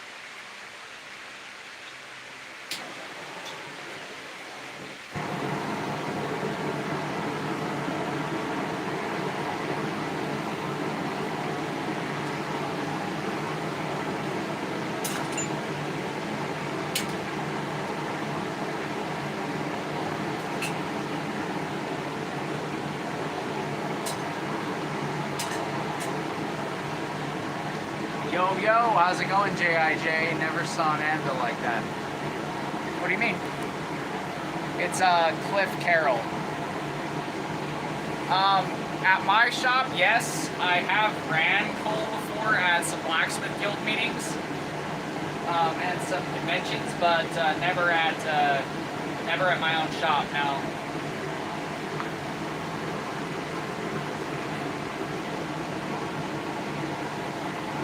Damn it. Alright, see ya.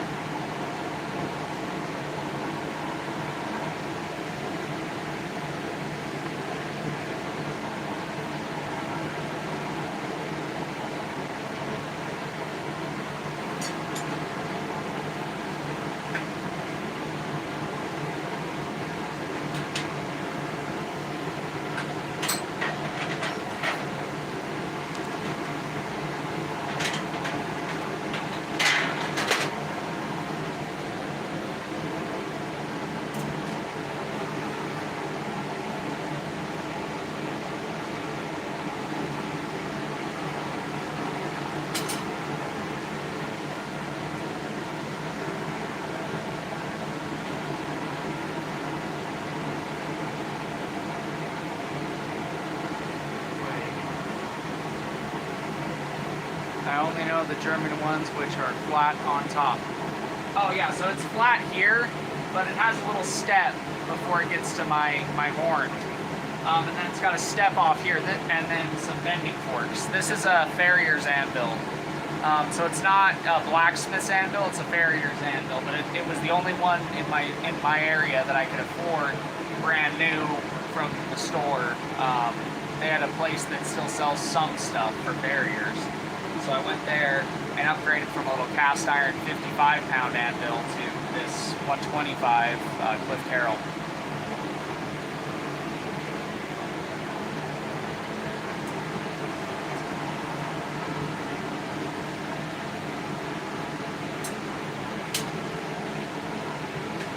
That little anvil is now this guy, which this right here is a steel faceplate that I welded in here. This is a treadle hammer, a pedal actuated hammering device that I built. There's a bunch of videos building different parts for it. Unfortunately, the stream got destroyed at some point. Copyright reasons, I guess. So I'm gonna have to make sure I'm not playing music or anything, or listening to a show when I'm live streaming. God forbid that I actually want to entertain myself while I'm entertaining people, right? You use both, pluses and minuses. Yes, absolutely. Coal gets hotter faster, but it's easier to burn your steel. Propane doesn't get as hot, but it's cleaner burning. Like, I get that. Absolutely.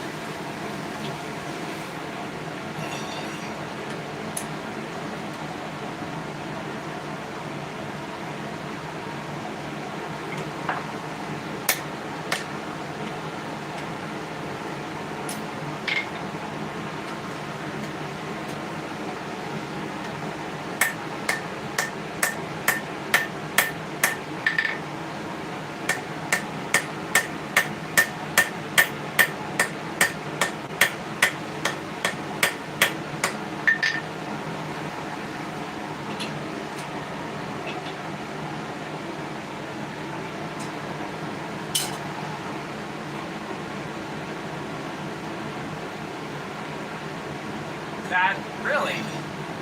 I must have been running it wrong then. Well, I was running coal and coke, and it wasn't my forge, so I wasn't sure how to run it quite optimally.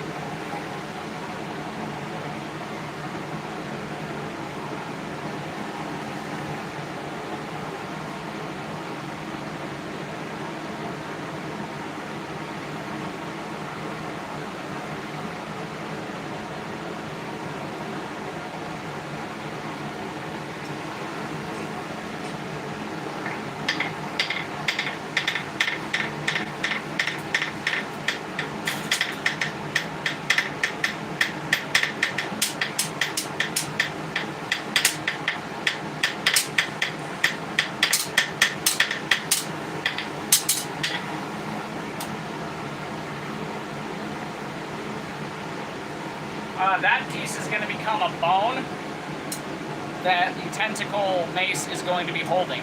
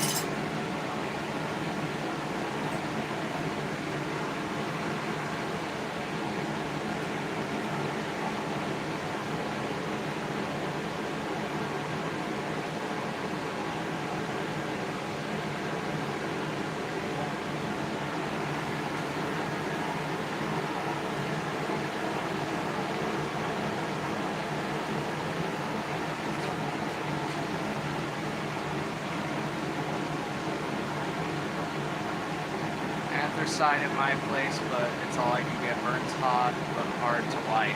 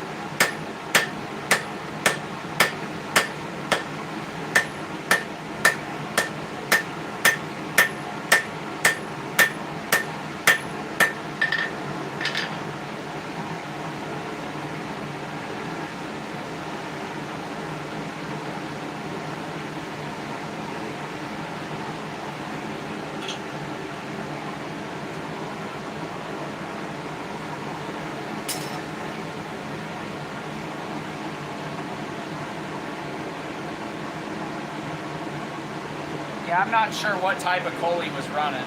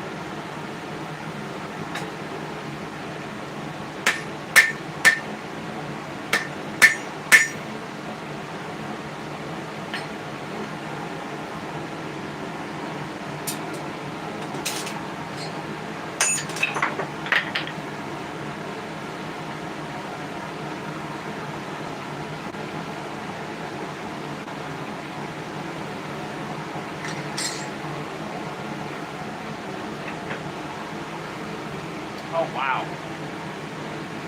Hello. CD Creek. Oh, you're heading out? Oh, crap. Okay, it was good to see you, man. I'll see you later. Hello, Thomas.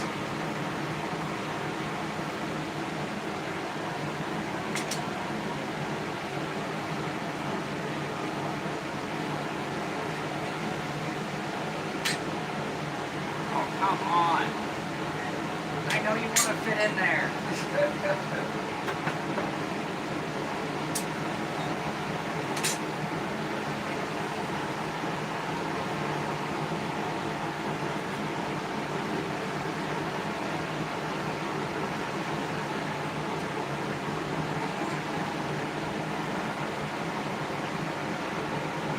I do not speak that language, I apologize.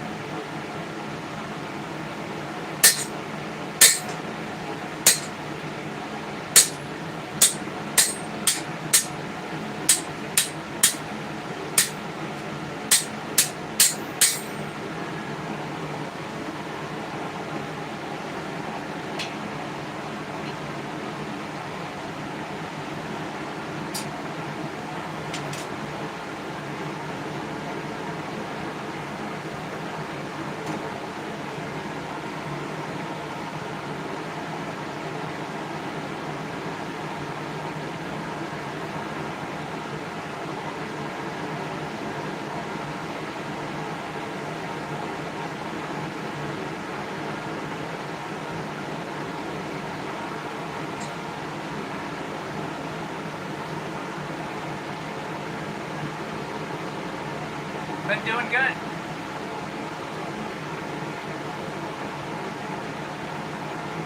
Arm. Yes.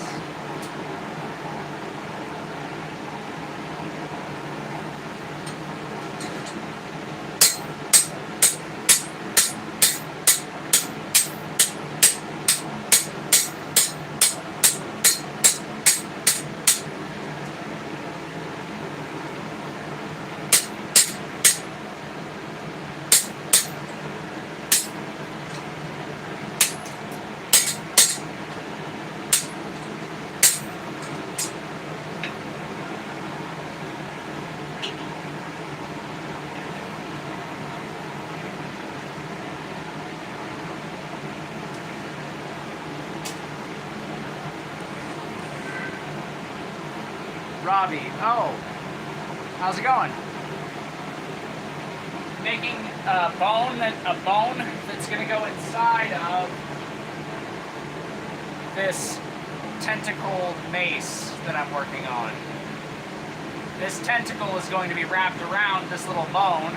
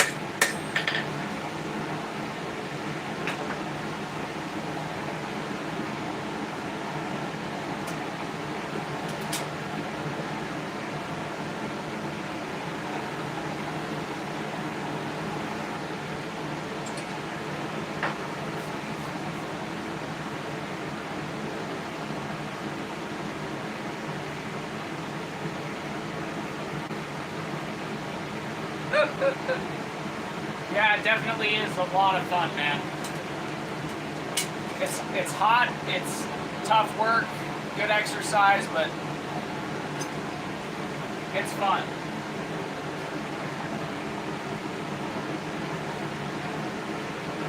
So I think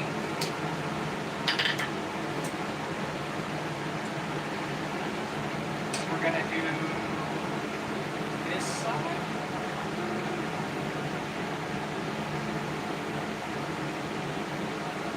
Yeah, okay.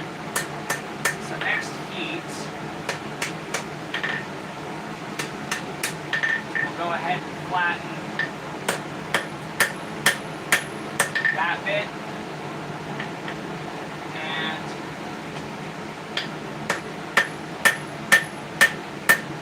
that bit.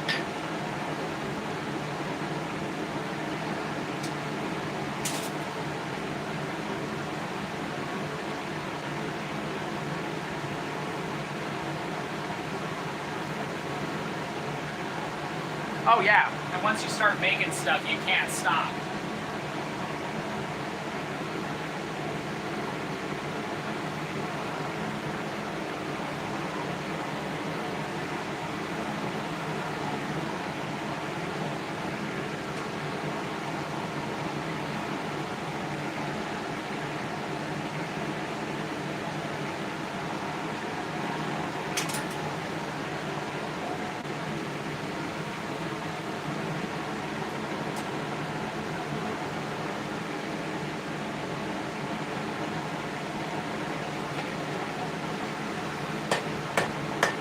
So we're going to be going kind of back and forth right now between upsetting the ends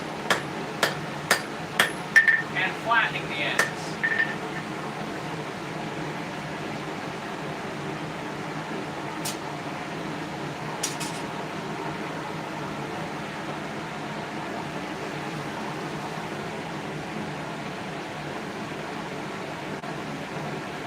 Oh yeah, absolutely. Humans have iron in our blood, so all we're really doing is sculpting bits of what used to be other humans and animals.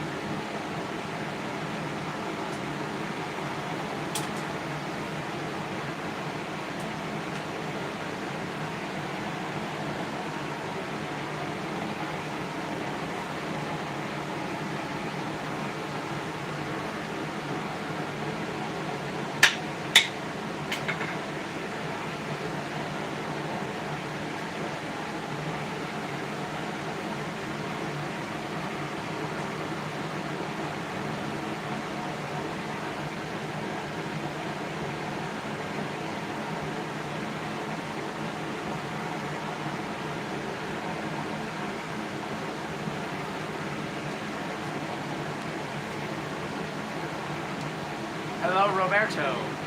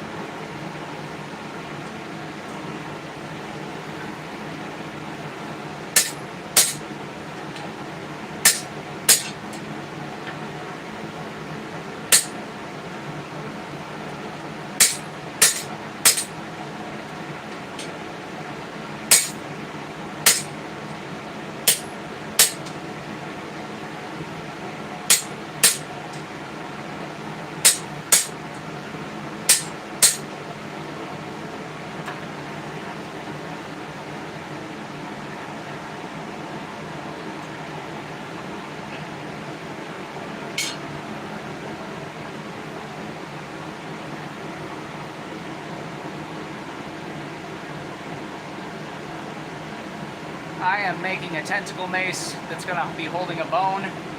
It's going to be a Eldritch Horror anime mace.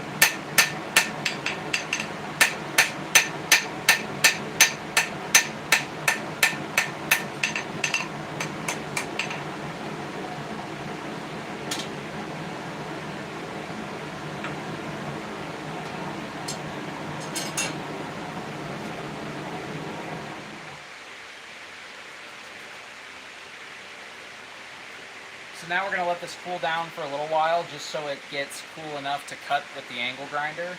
And we're going to make an incision about here and another one right about here. We're going to use that to take a chisel and widen that cut, splitting two parts off. Then we'll round those corners of the bone. After that, we'll go ahead and texture it and give it the desired aesthetic. And once that's done, we can weld this into the tentacle. Well, we have to unwrap the tentacle first. So we'll unwrap the tentacle, weld this in place, then roll the tentacle back up, and if we need to, add more suction cups at that point.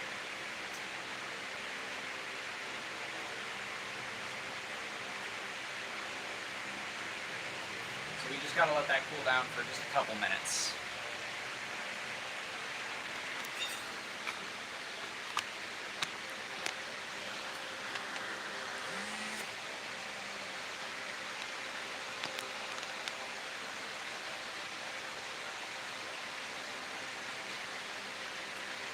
This is finally cooled off enough to touch. So yeah, the next step after we get this... What's up? Hi, hello. Crazy how you can tell that this is not a German Anvil by the sound it makes. Ours have really high pitch. Oh yeah, so this does have good rebound, but I've also magnetized the crap out of it because it rings like a son of a gun, and I'm in the neighborhood, so I mitigate some of my rebound by doing that, but at the same time I keep my neighbors happy.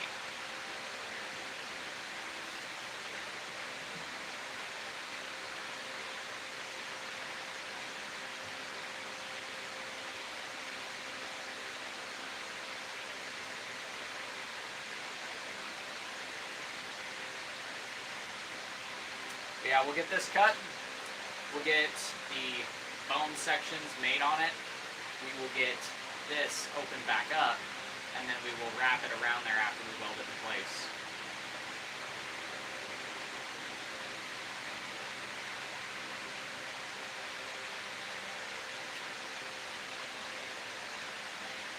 Waving the flag.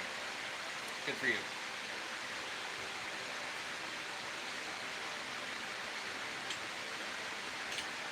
Whatever flag you are waving is the flag you are waving at the time.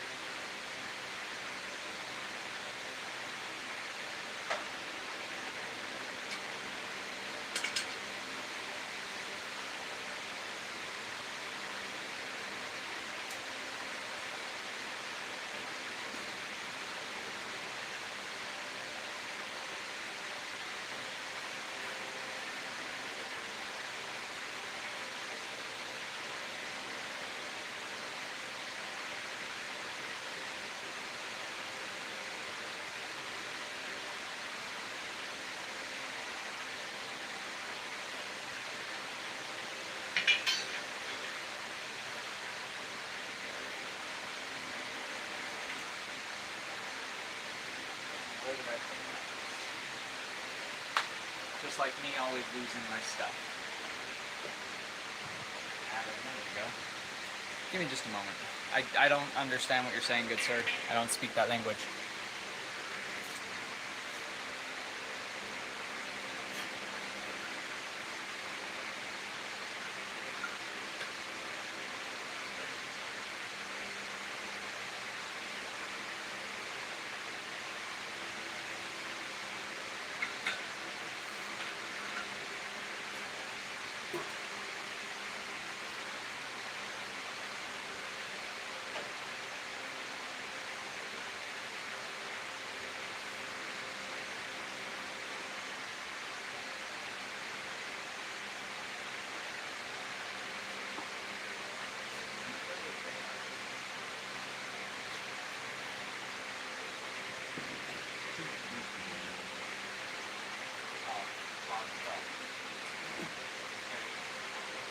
Found my respirator.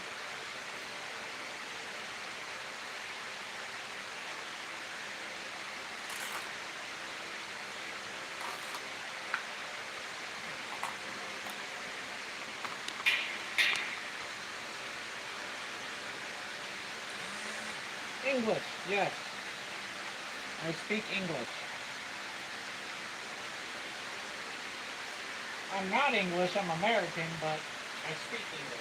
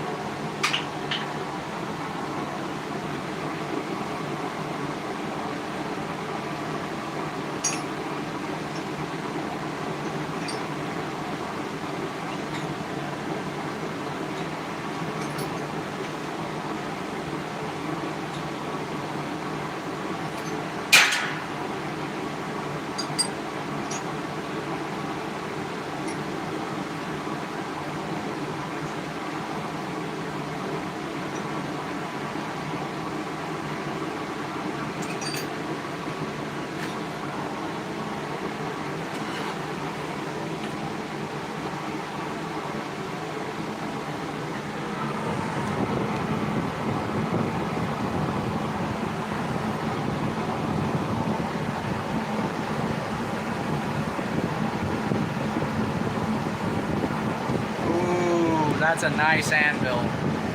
German anvils are really nice. Old English anvils are really good too. We have to get the right ones.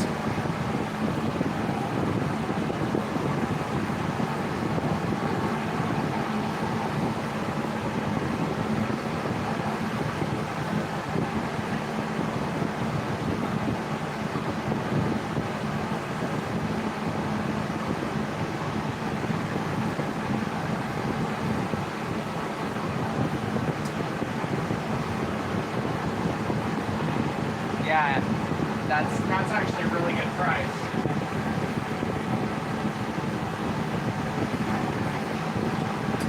So I think I paid $800 or $850 or something like that for my 125-pound Cliff Carroll, but it was because they had it on sale.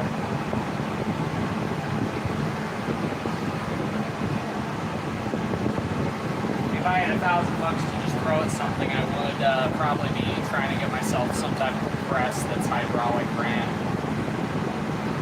like switch ran hydraulic.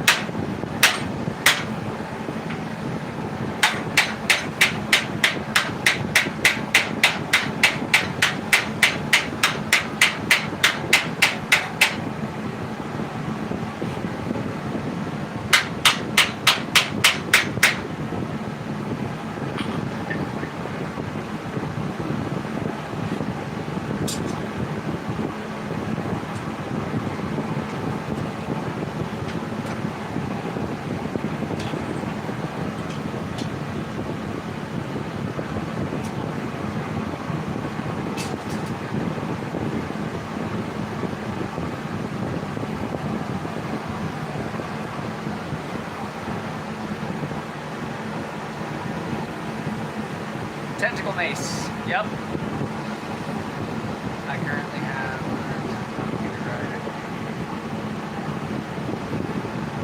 Ah, gotcha.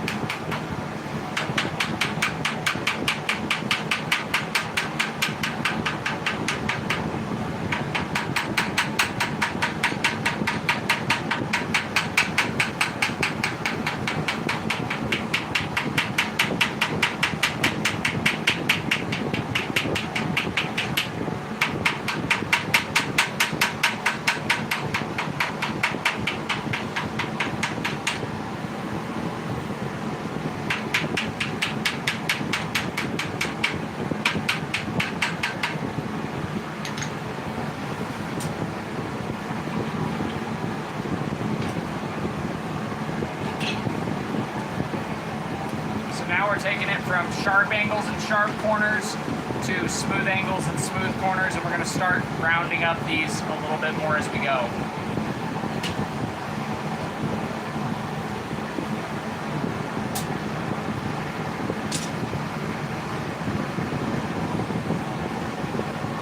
I don't know. Everybody kind of dipped out. It's okay. We'll get them back. Maybe I lagged or something. I don't know.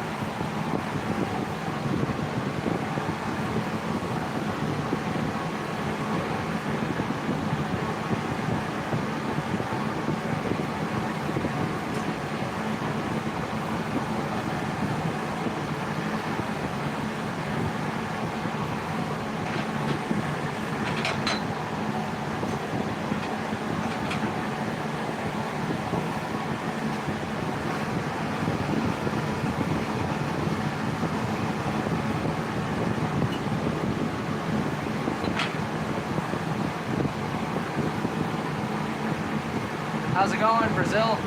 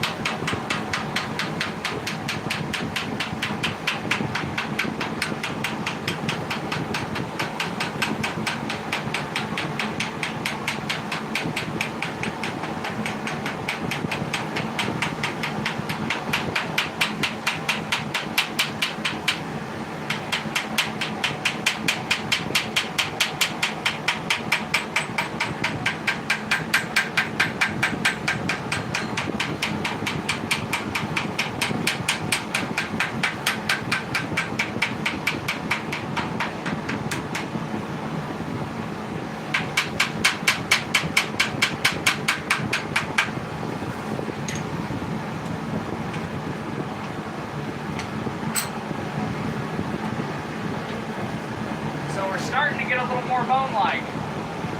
Little bit by little bit, we'll get there.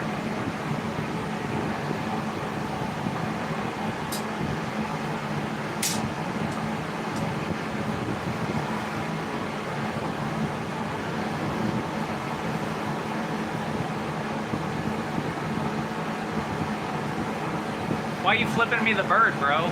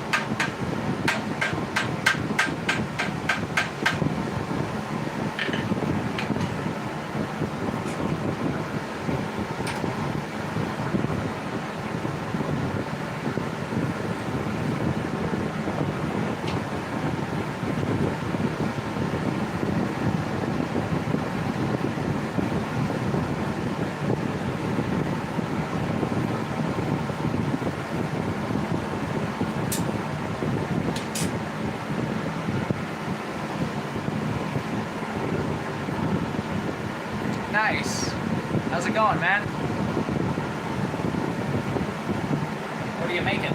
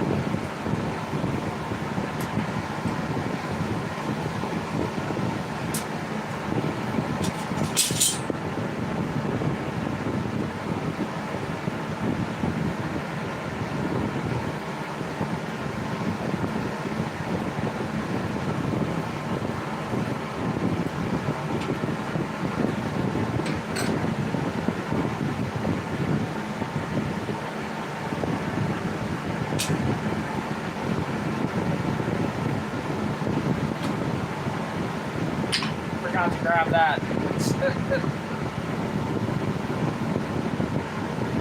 That's cool. I am making a tentacle mace holding a bone. So this is the said tentacle mace. Suction cups included. I'm going to unwrap this guy, and the bone that I'm making is going to get wrapped up in here and welded in place to make the weight more weighty. It's going to be fun.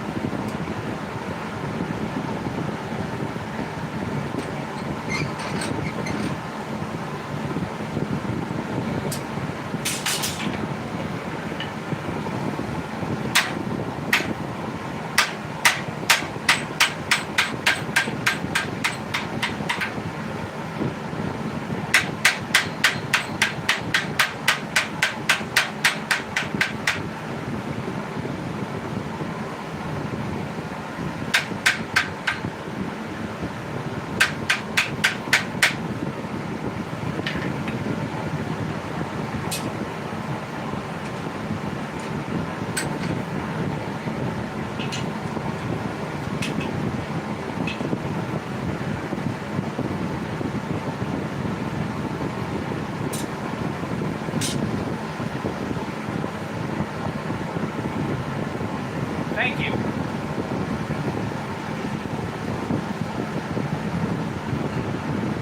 So we've got a little monster head that'll be at the bottom of a wrapped handle, and then we're going to have tentacles that spiral up all the way to the big tentacle that'll be holding the bone to create that weight at the end. And this will be a tentacle club or a tentacle mace, whatever you want to call it.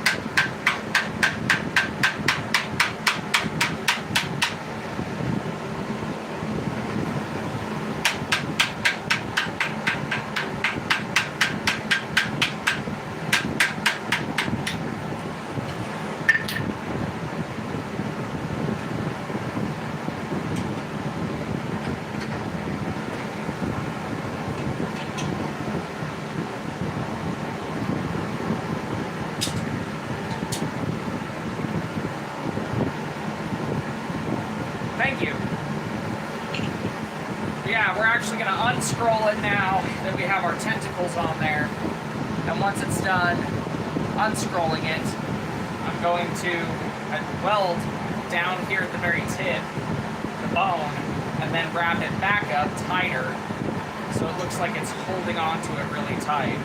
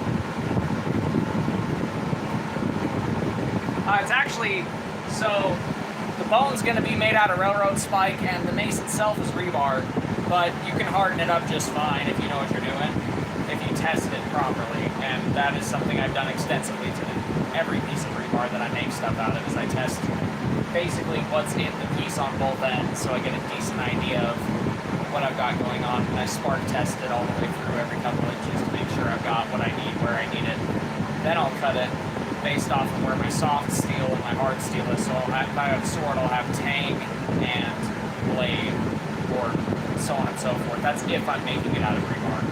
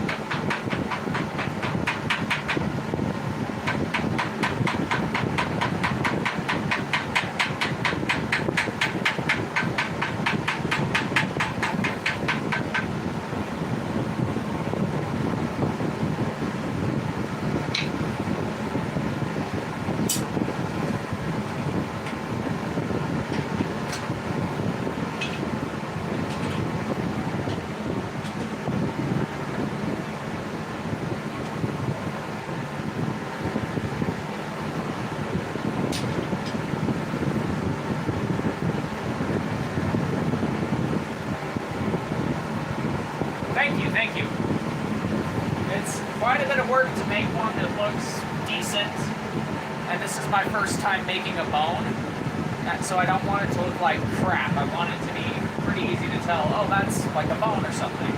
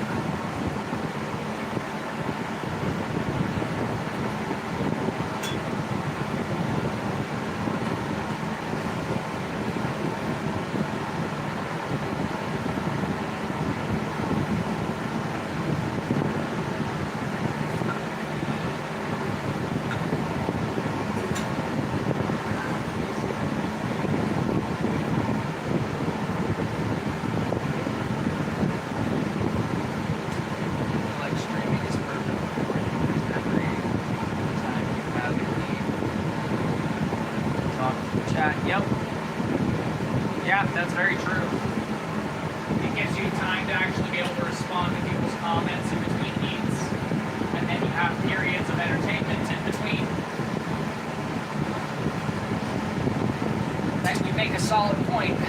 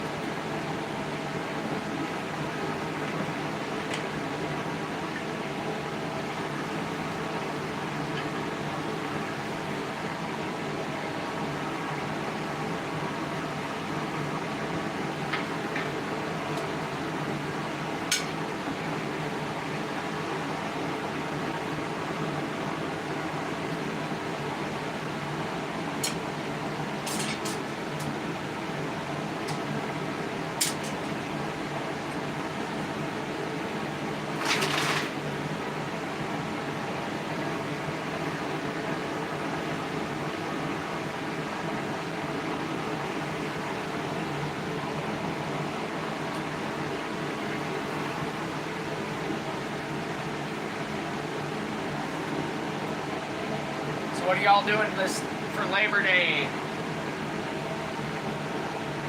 Like, what fun are y'all planning on having with yourselves? Or what are you doing? How is the life in America played my thoughts of American future? Yeah, I mean, the economy right now is not the best. It hasn't been since COVID, but that's same to be said for every other country on the planet right now.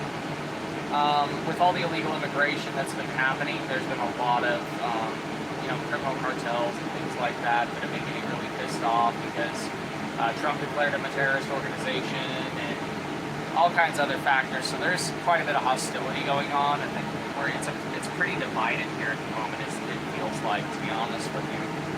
But I have faith in my country. I think we'll figure things out. It's just a matter of getting an actual leader, unlike the clowns we've had on both sides for the past God knows how long.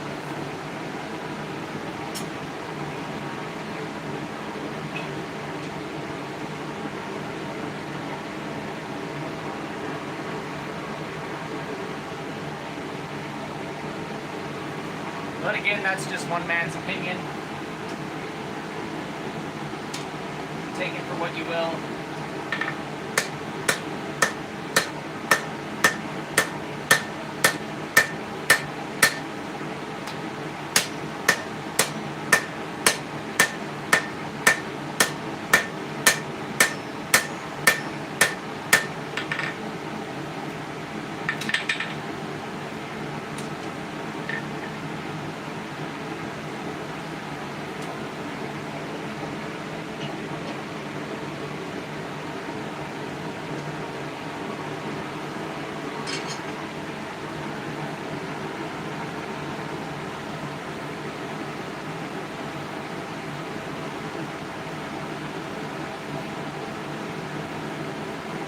I hope it doesn't get to that point here, but there is a lot of stuff going on right now on both sides of the fence that's just people need to remember what things were like before social media.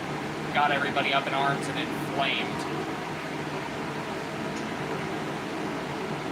Unfortunately, there were a lot of people that weren't born by then.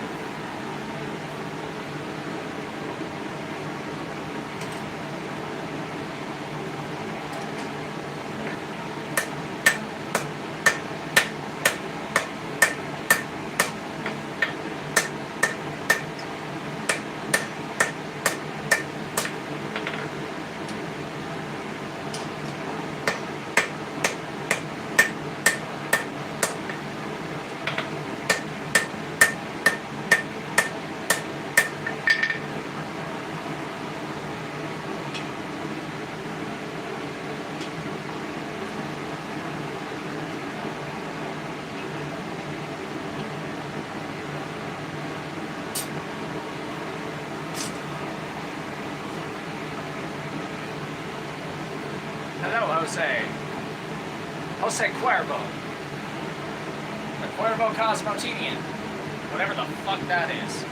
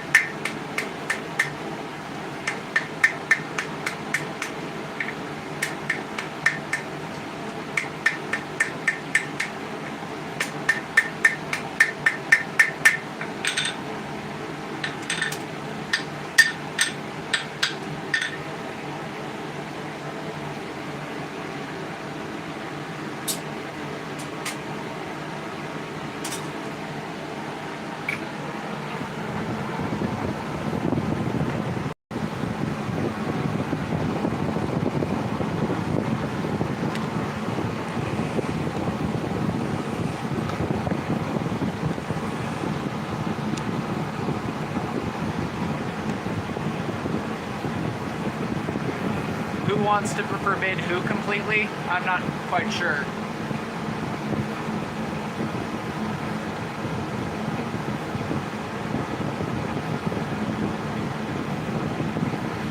I'm not sure what you mean, buddy.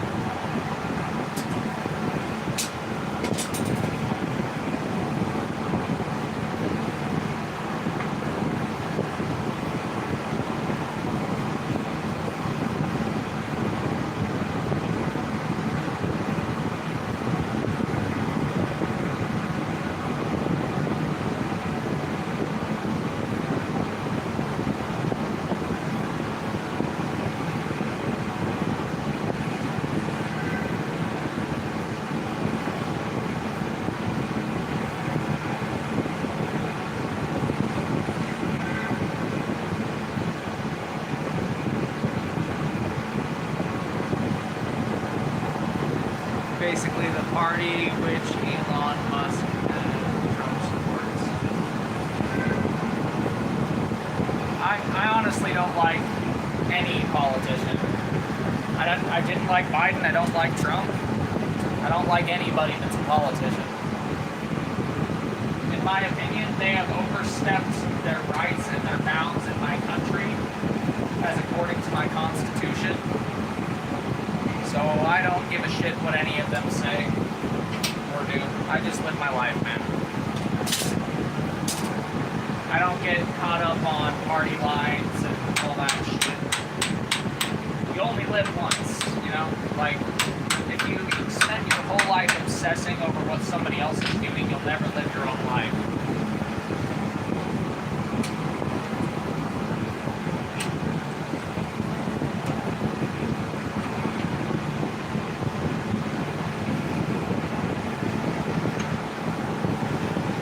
Like that, our bone is now complete. It's kind of hard to see it properly on camera, but we got a nice little bone shape going, and that's going to get wrapped up in that handle.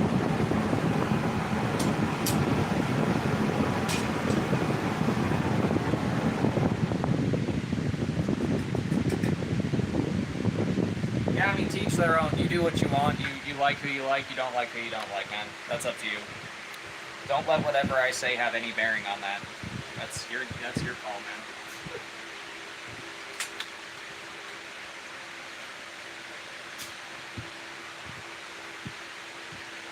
I ascribe to the philosophy of I'll just do me, and if shit falls apart, then I'll do what I have to when it falls apart. But, I mean, I can't directly affect any of that stuff in a reasonable way, right? I don't have any reach. I don't have a platform that's big enough to do anything. I don't have money behind it. I don't have donors. I don't have all these things set up. So why would I waste my time stressing about something that I can't physically do anything about? You know, like, do what you can where you can, be the best person you can to other people, and just live. And I think if everybody kind of ascribed to that philosophy instead of being in each other's throats, we'd probably be a little better off for it. Hello, everyone joining. I'm just cooling off for a sec while I let my bone cool down a little too. I am going to unwrap this next, so that way we can fit the bone in it and weld it in place, then wrap it back up. Then the forging of this project will be done.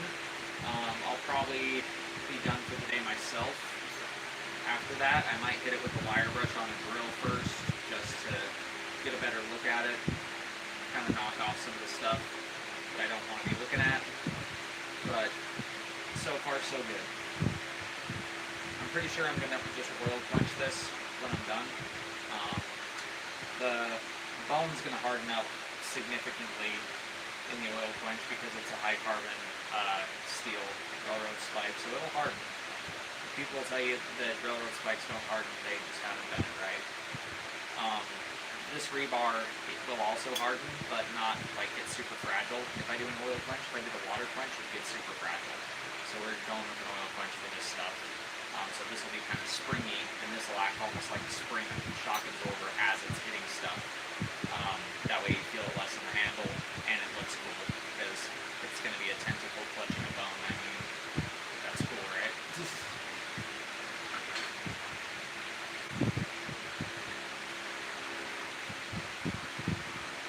Let me just move this somewhere where I don't have to worry about it cooling off for a while.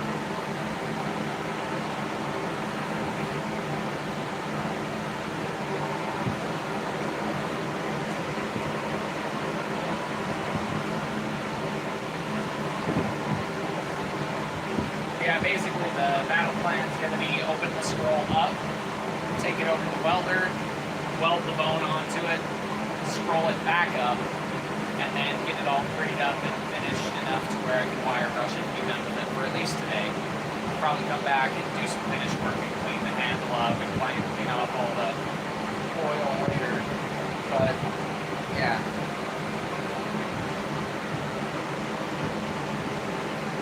Psychedelics? Depends on the kind and what you're trying to do.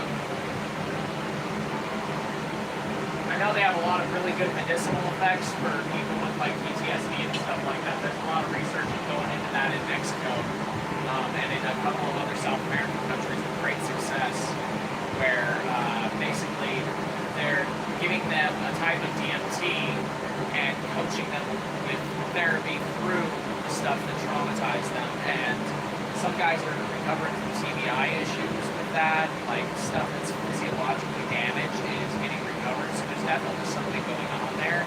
It's just a matter of getting the legalization of things for medical research and being able to test it ethically.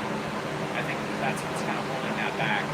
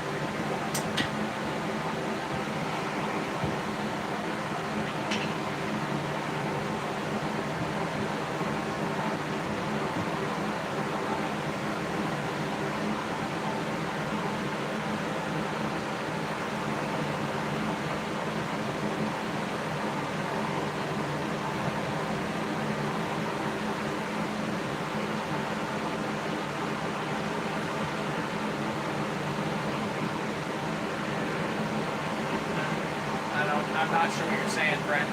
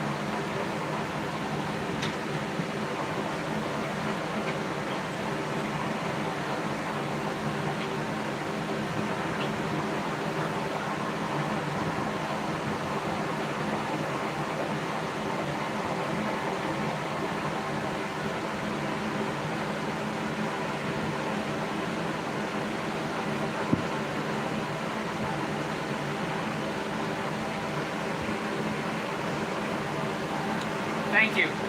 You as well. Rest well. Thanks for being in. Thanks for chatting, man.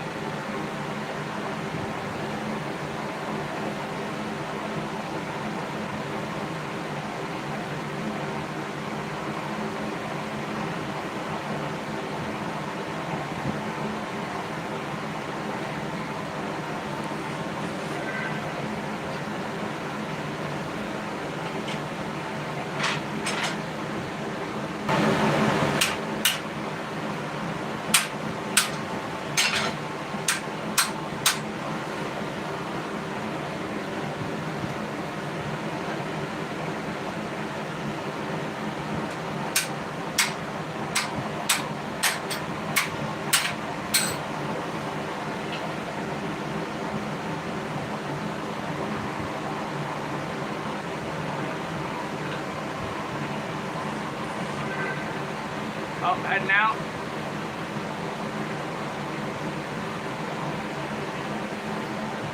Have a good rest, man. It was good to chat with you.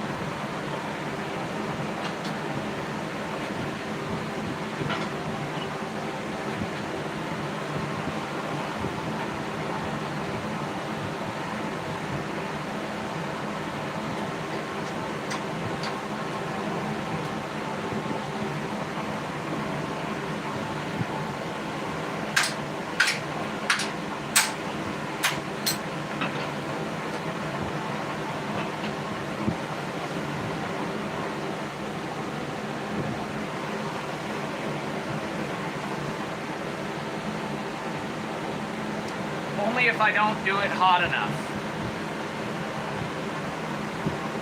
Yes, yes, you are getting the right vibes, Bowyer.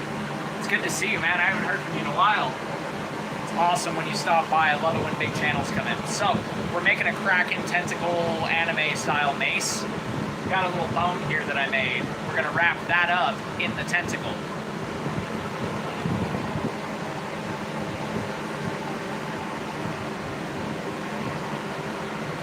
I mean, it's not hardened or tempered at all. It's never been rapidly cooled. So, since it's in a forgeable state, as long as I keep it hot enough, I can uncoil it fast if I want to. It's not gonna hurt it any. Now the question is, can I uncoil it as fast as I would like to? No, because I would like to do it in one heat, but no such luck.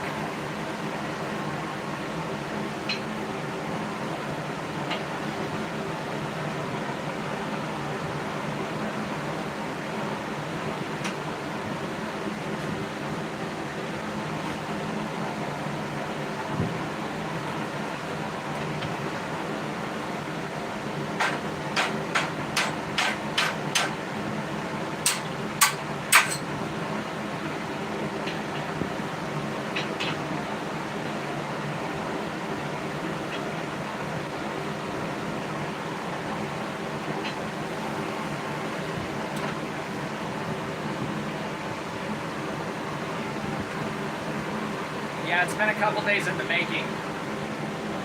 I was working on a sword out of a tow hook, but it developed a crack when I let it cool overnight. So that project shot through. But it's okay, I can cut it off, and hopefully that upper section's not stressed too much. And when I forge it out, I can get it to do what it's supposed to. This stuff shouldn't be air hardening steel. So it shouldn't have hardened up like a lot when I let it cool, so I'm not quite sure what was happening.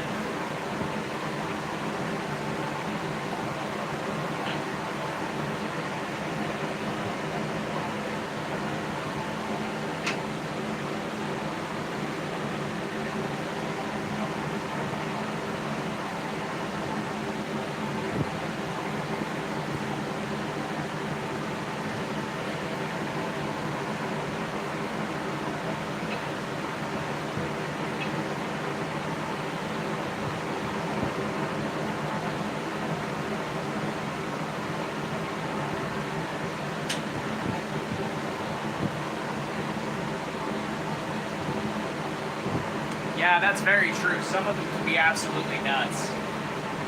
And I don't know the brand on the tow hook. It's a very old one that rusted, so...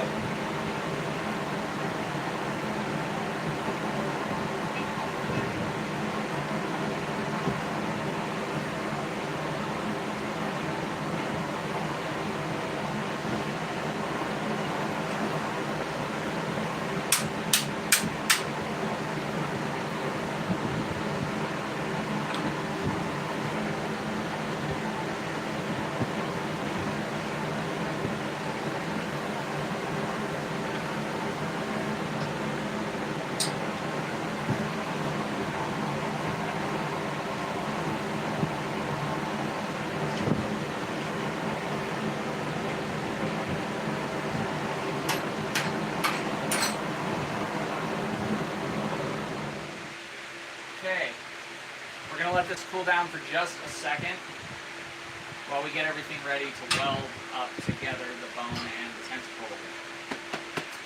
This is going to be the fun part. And by the fun part, I mean the part that's going to scare the crap out of me. Yeah, proprietary alloys can be unpredictable, that's for sure.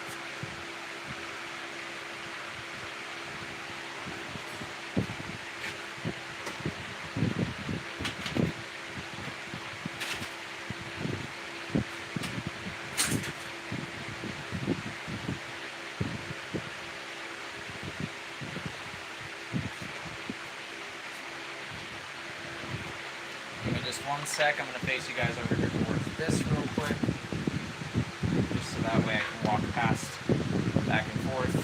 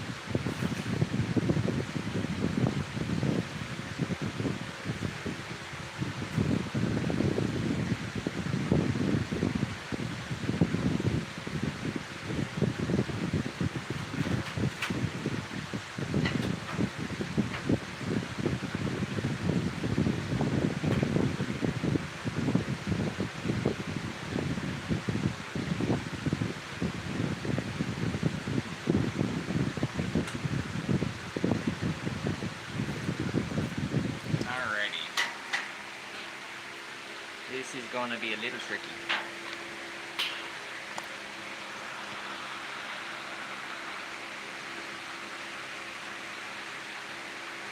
Oh yeah, absolutely it does.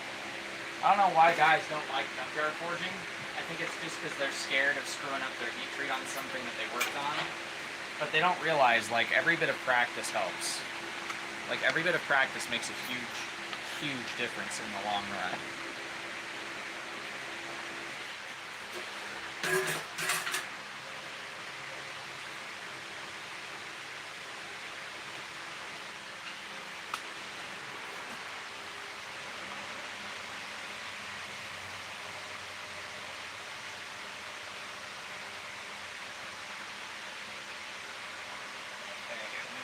Magnet.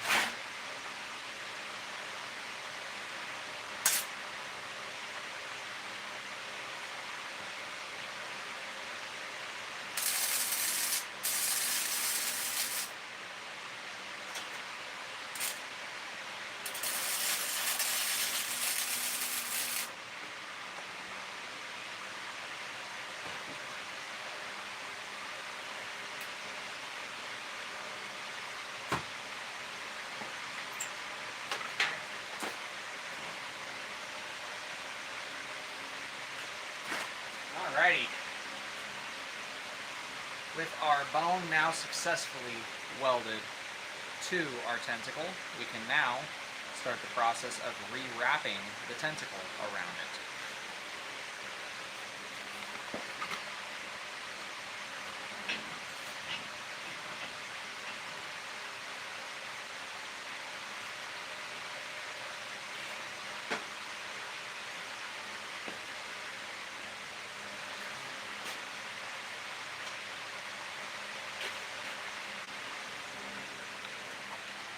turn you guys back around.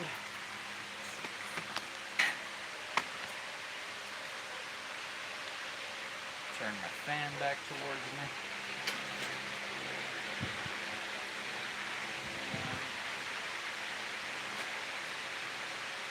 Hey, you, stop tearing up my grass. You dog.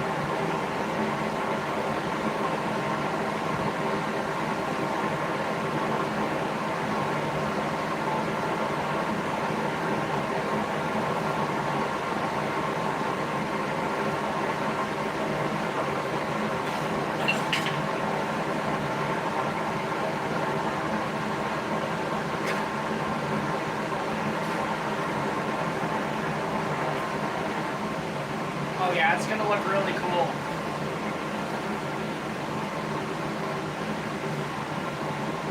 And see, if I wanted to, I could polish this thing up, and then I could acid etch it, and it would give me two different colors.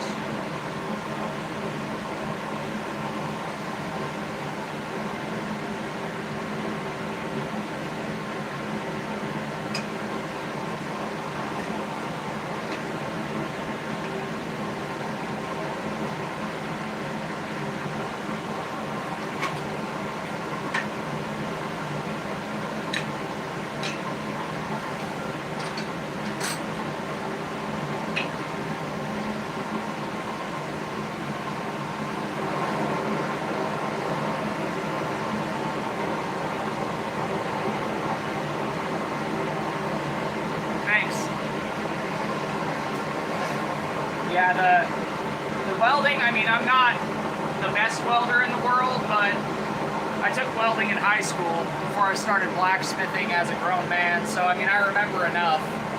I didn't stick in high school, but wire fed, you know, gasless is super easy.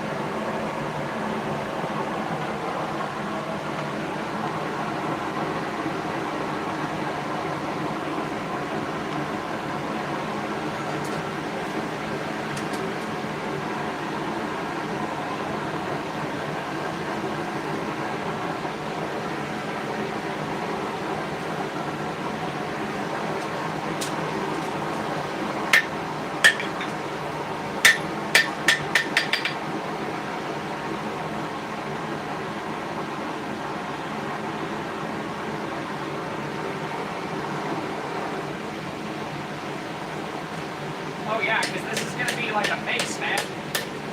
So the way I'm designing it is essentially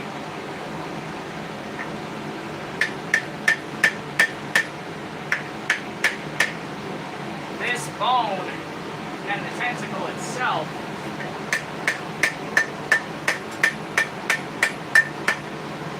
are going to become my mace head. And then I'm going to wrap the handle down here, and it's going to look like the crack it's holding onto a bone.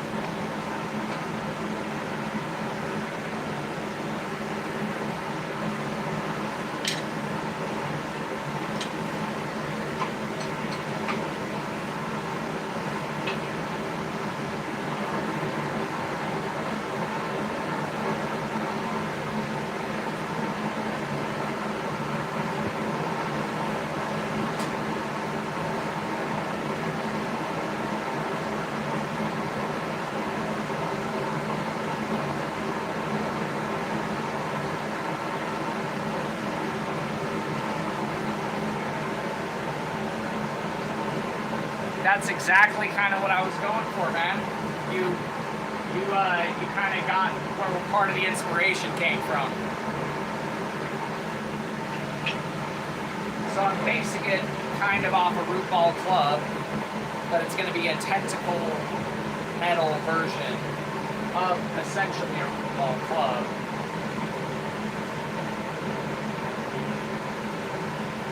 Just a very unique looking mace, you know? Something I guarantee people haven't seen yet.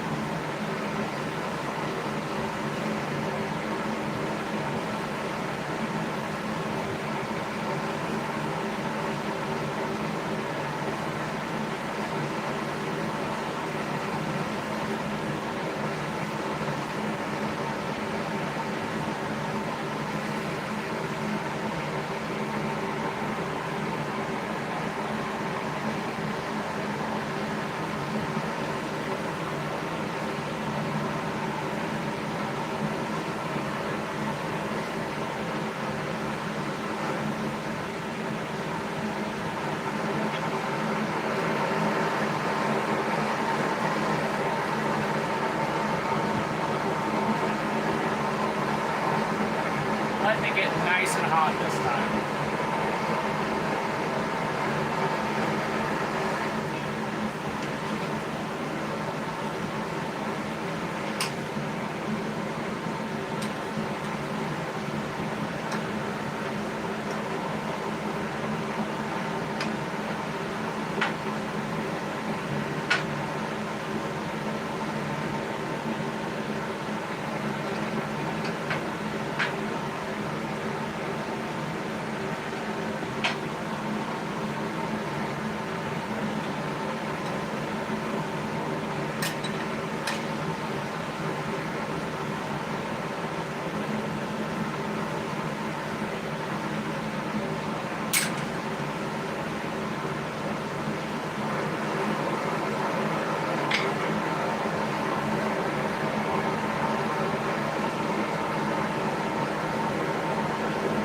Making a mace, a tentacle mace. Working on the bone right now. Holy crap, that lighting is just absolutely freaking atrocious. I am so sorry, guys. Is that better? I hope that's better.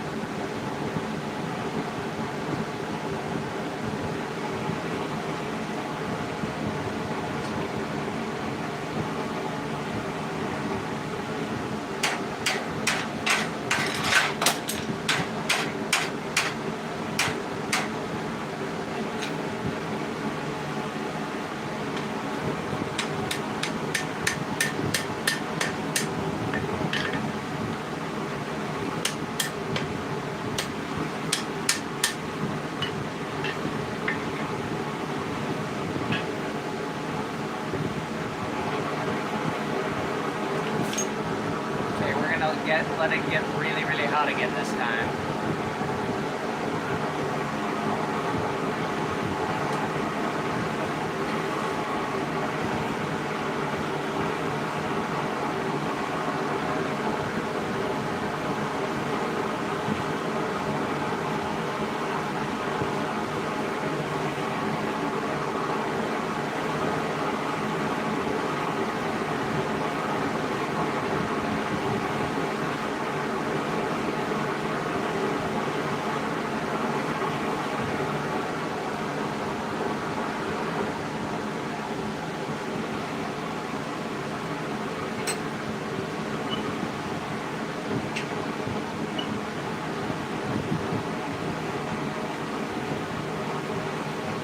Of course, I get it nice and hot, and then I forget where I put the damn wrench.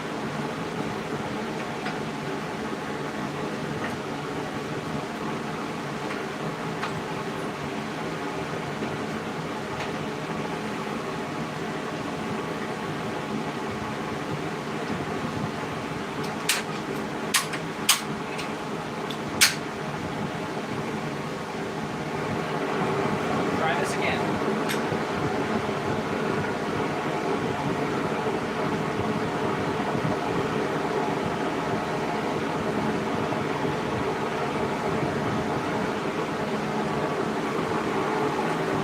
Thank you for helping out, dude. I appreciate it.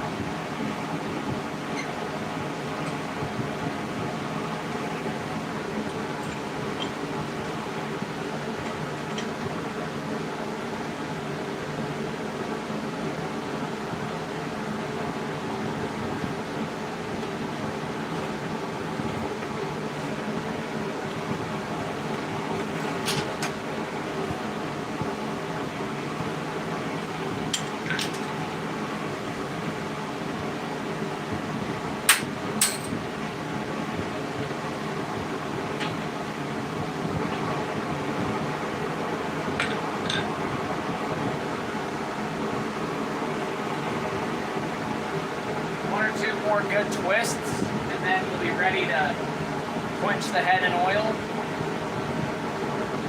And yeah, let it cool off the rest of the way and end the stream after that. Once I show you guys what it looks like, I'll probably, the next time you guys see it, I'll probably be wire brushing and doing the finish work. But we're not done quite yet.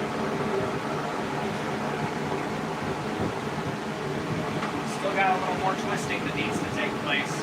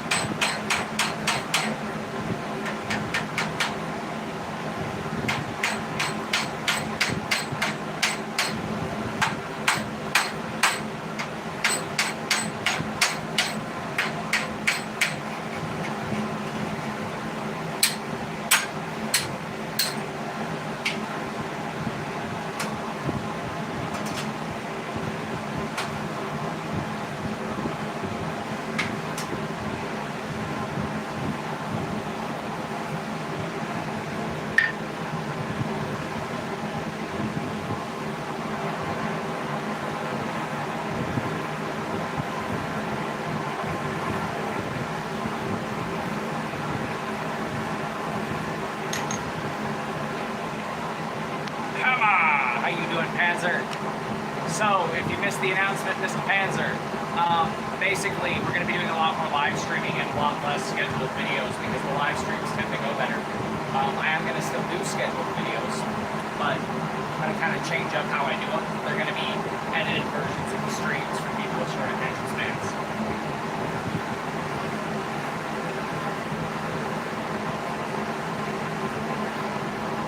Because I feel like lives are always better. I just need to figure out my lighting situation because, yeah.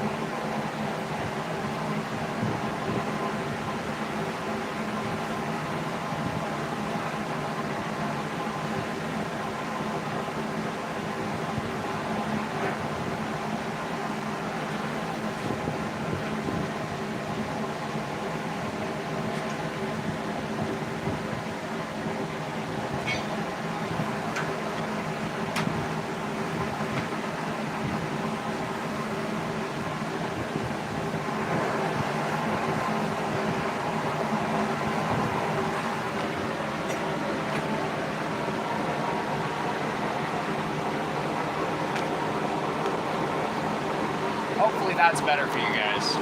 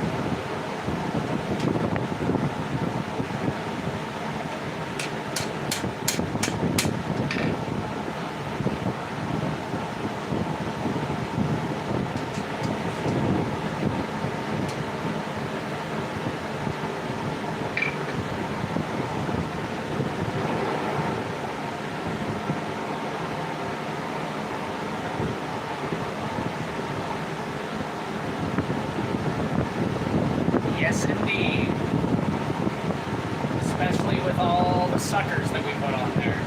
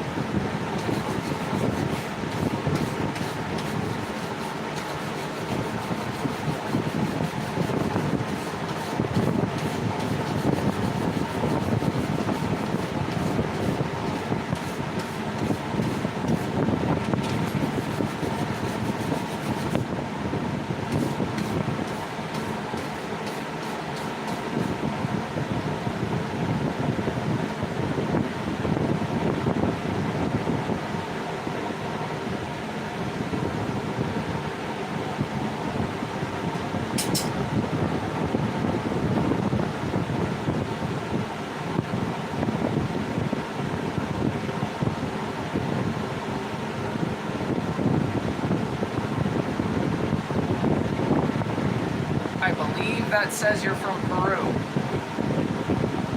I am from the USA.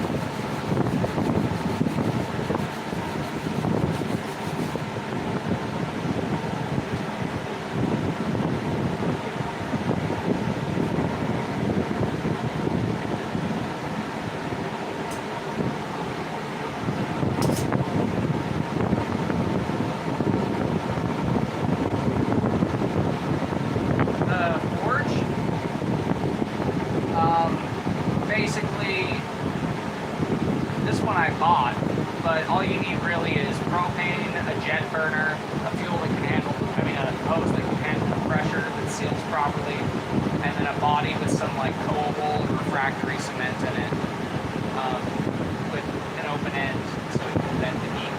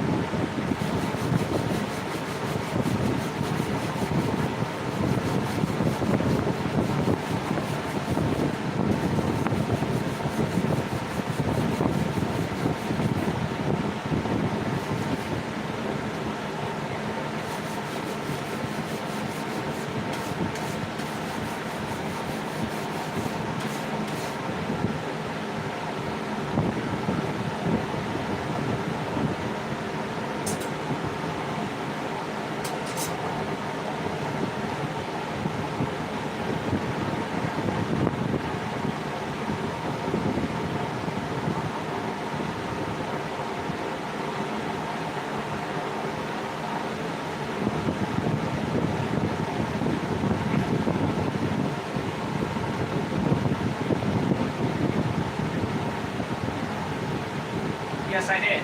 Yeah, I forged the handle for it. It's a Rubik's Cube twist. Very simple little handle. It's got triangular tapers for the stumps that lead to the feet. It's just nice and comfy.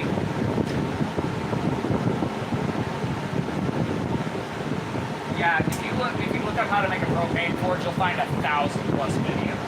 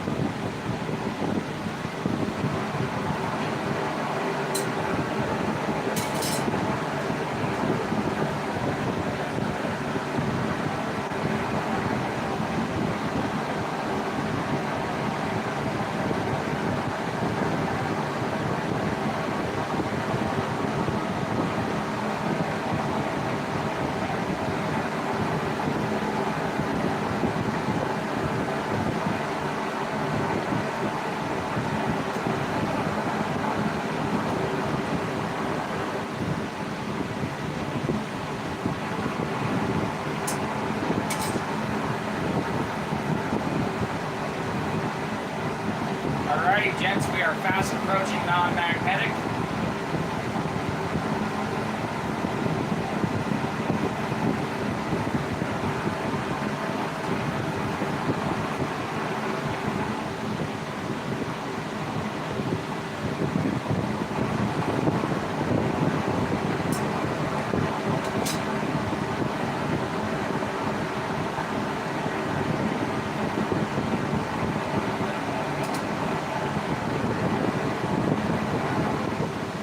We have reached above non-magnetic by about 200 degrees or 100 or so degrees. We're going to quench off into that oil nice right there. Yeah, right into that oil. We're going to get the whole thing in there all the way up to where it's going to be hitting under the wrap. Get that nice black oil finish.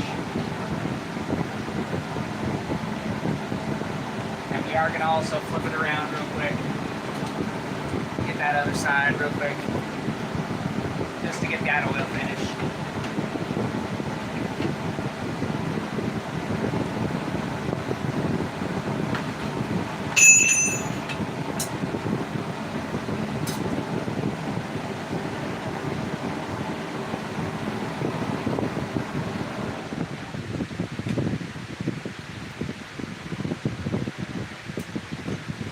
Now that we've quenched it in the oil, we're going to go over to the water and finish it off.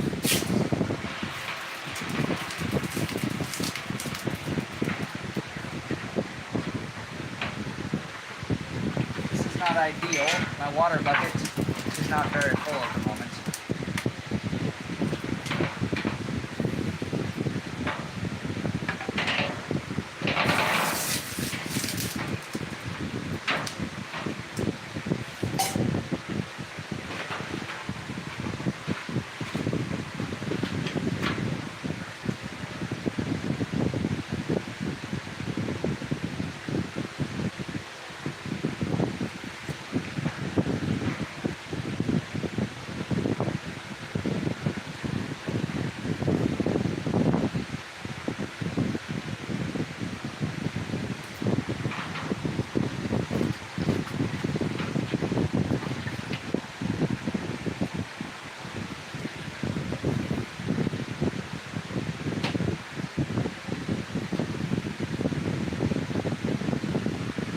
Okay, let me go grab a rag towel and get this quick wipe down. Oh, almost lost you guys.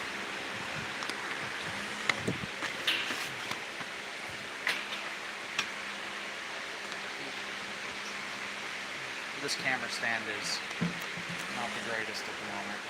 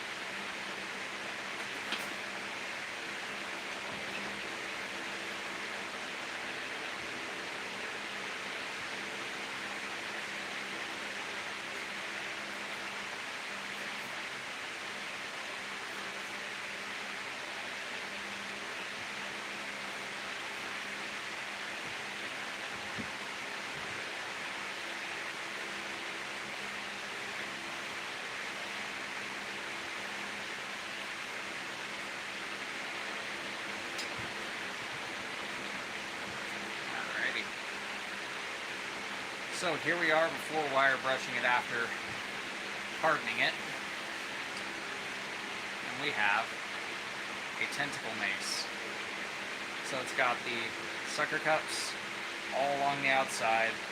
It follows down that spiral to there, skips this, starts back up over here, and follows that spiral all the way down to here, where we're going to have the handle wrap. It is a bit weightier now that we've put the bone in there, but yeah, we've got a nice little bone in the clutches of the tentacle here. So it's all tied up. And once we hit it with the wire brush and knock all the rest of the forged bead and welding bead off that we don't want on here, this is going to look mighty pretty. So, yeah. Thank you, thank you.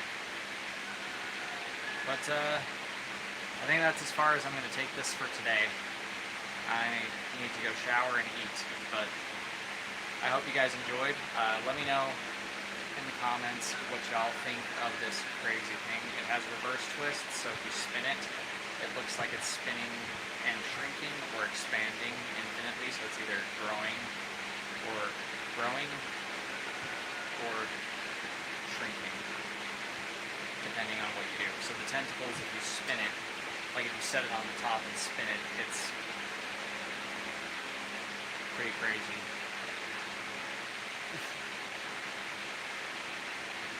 But yeah, my first bone that I've ever forged turned out well enough. Oh yeah, once it's all finished up, this thing's going to be crazy. And as always, we will have a video. I'm scheduled out till October on my long form videos, but sometime in October, there's going to be a video of this getting tested with me wearing my full armor set and the medieval clothes that I have. So all of my testing videos. Before I end the stream, actually, I'm going to rehash really fast the big update from the channel. So basically, the live streams on YouTube here are doing way better than the long form videos, and the long form videos take a lot longer to do than the live streams. So I'm scheduled out till October on the long forms, and what I'm going to start doing is I'm going to do the streams, and then I'll use the stream footage to chop it up into a long form video. It's going to be vertical, so that'll be a thing, I guess, or I can just chop it up into shorts. It just depends on what ends up happening, but there will still be long form content. A lot of it's going to be the testing videos. A lot of it's going to be some projects that I just don't end up streaming, that I end up filming because of convenience sake or something like that. But yeah, everything will continue pretty much as normal, aside from I'll be doing a lot more live streaming, a lot less posting weekly of the big videos.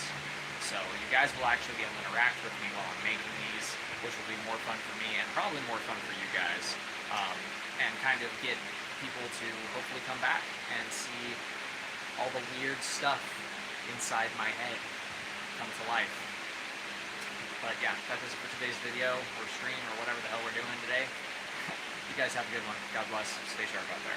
And if you're looking for a custom thing, check out my Etsy store. It's hookersblades.etsy.com. My last name's Hooker, so that's why it's Hooker's Blades. Bye.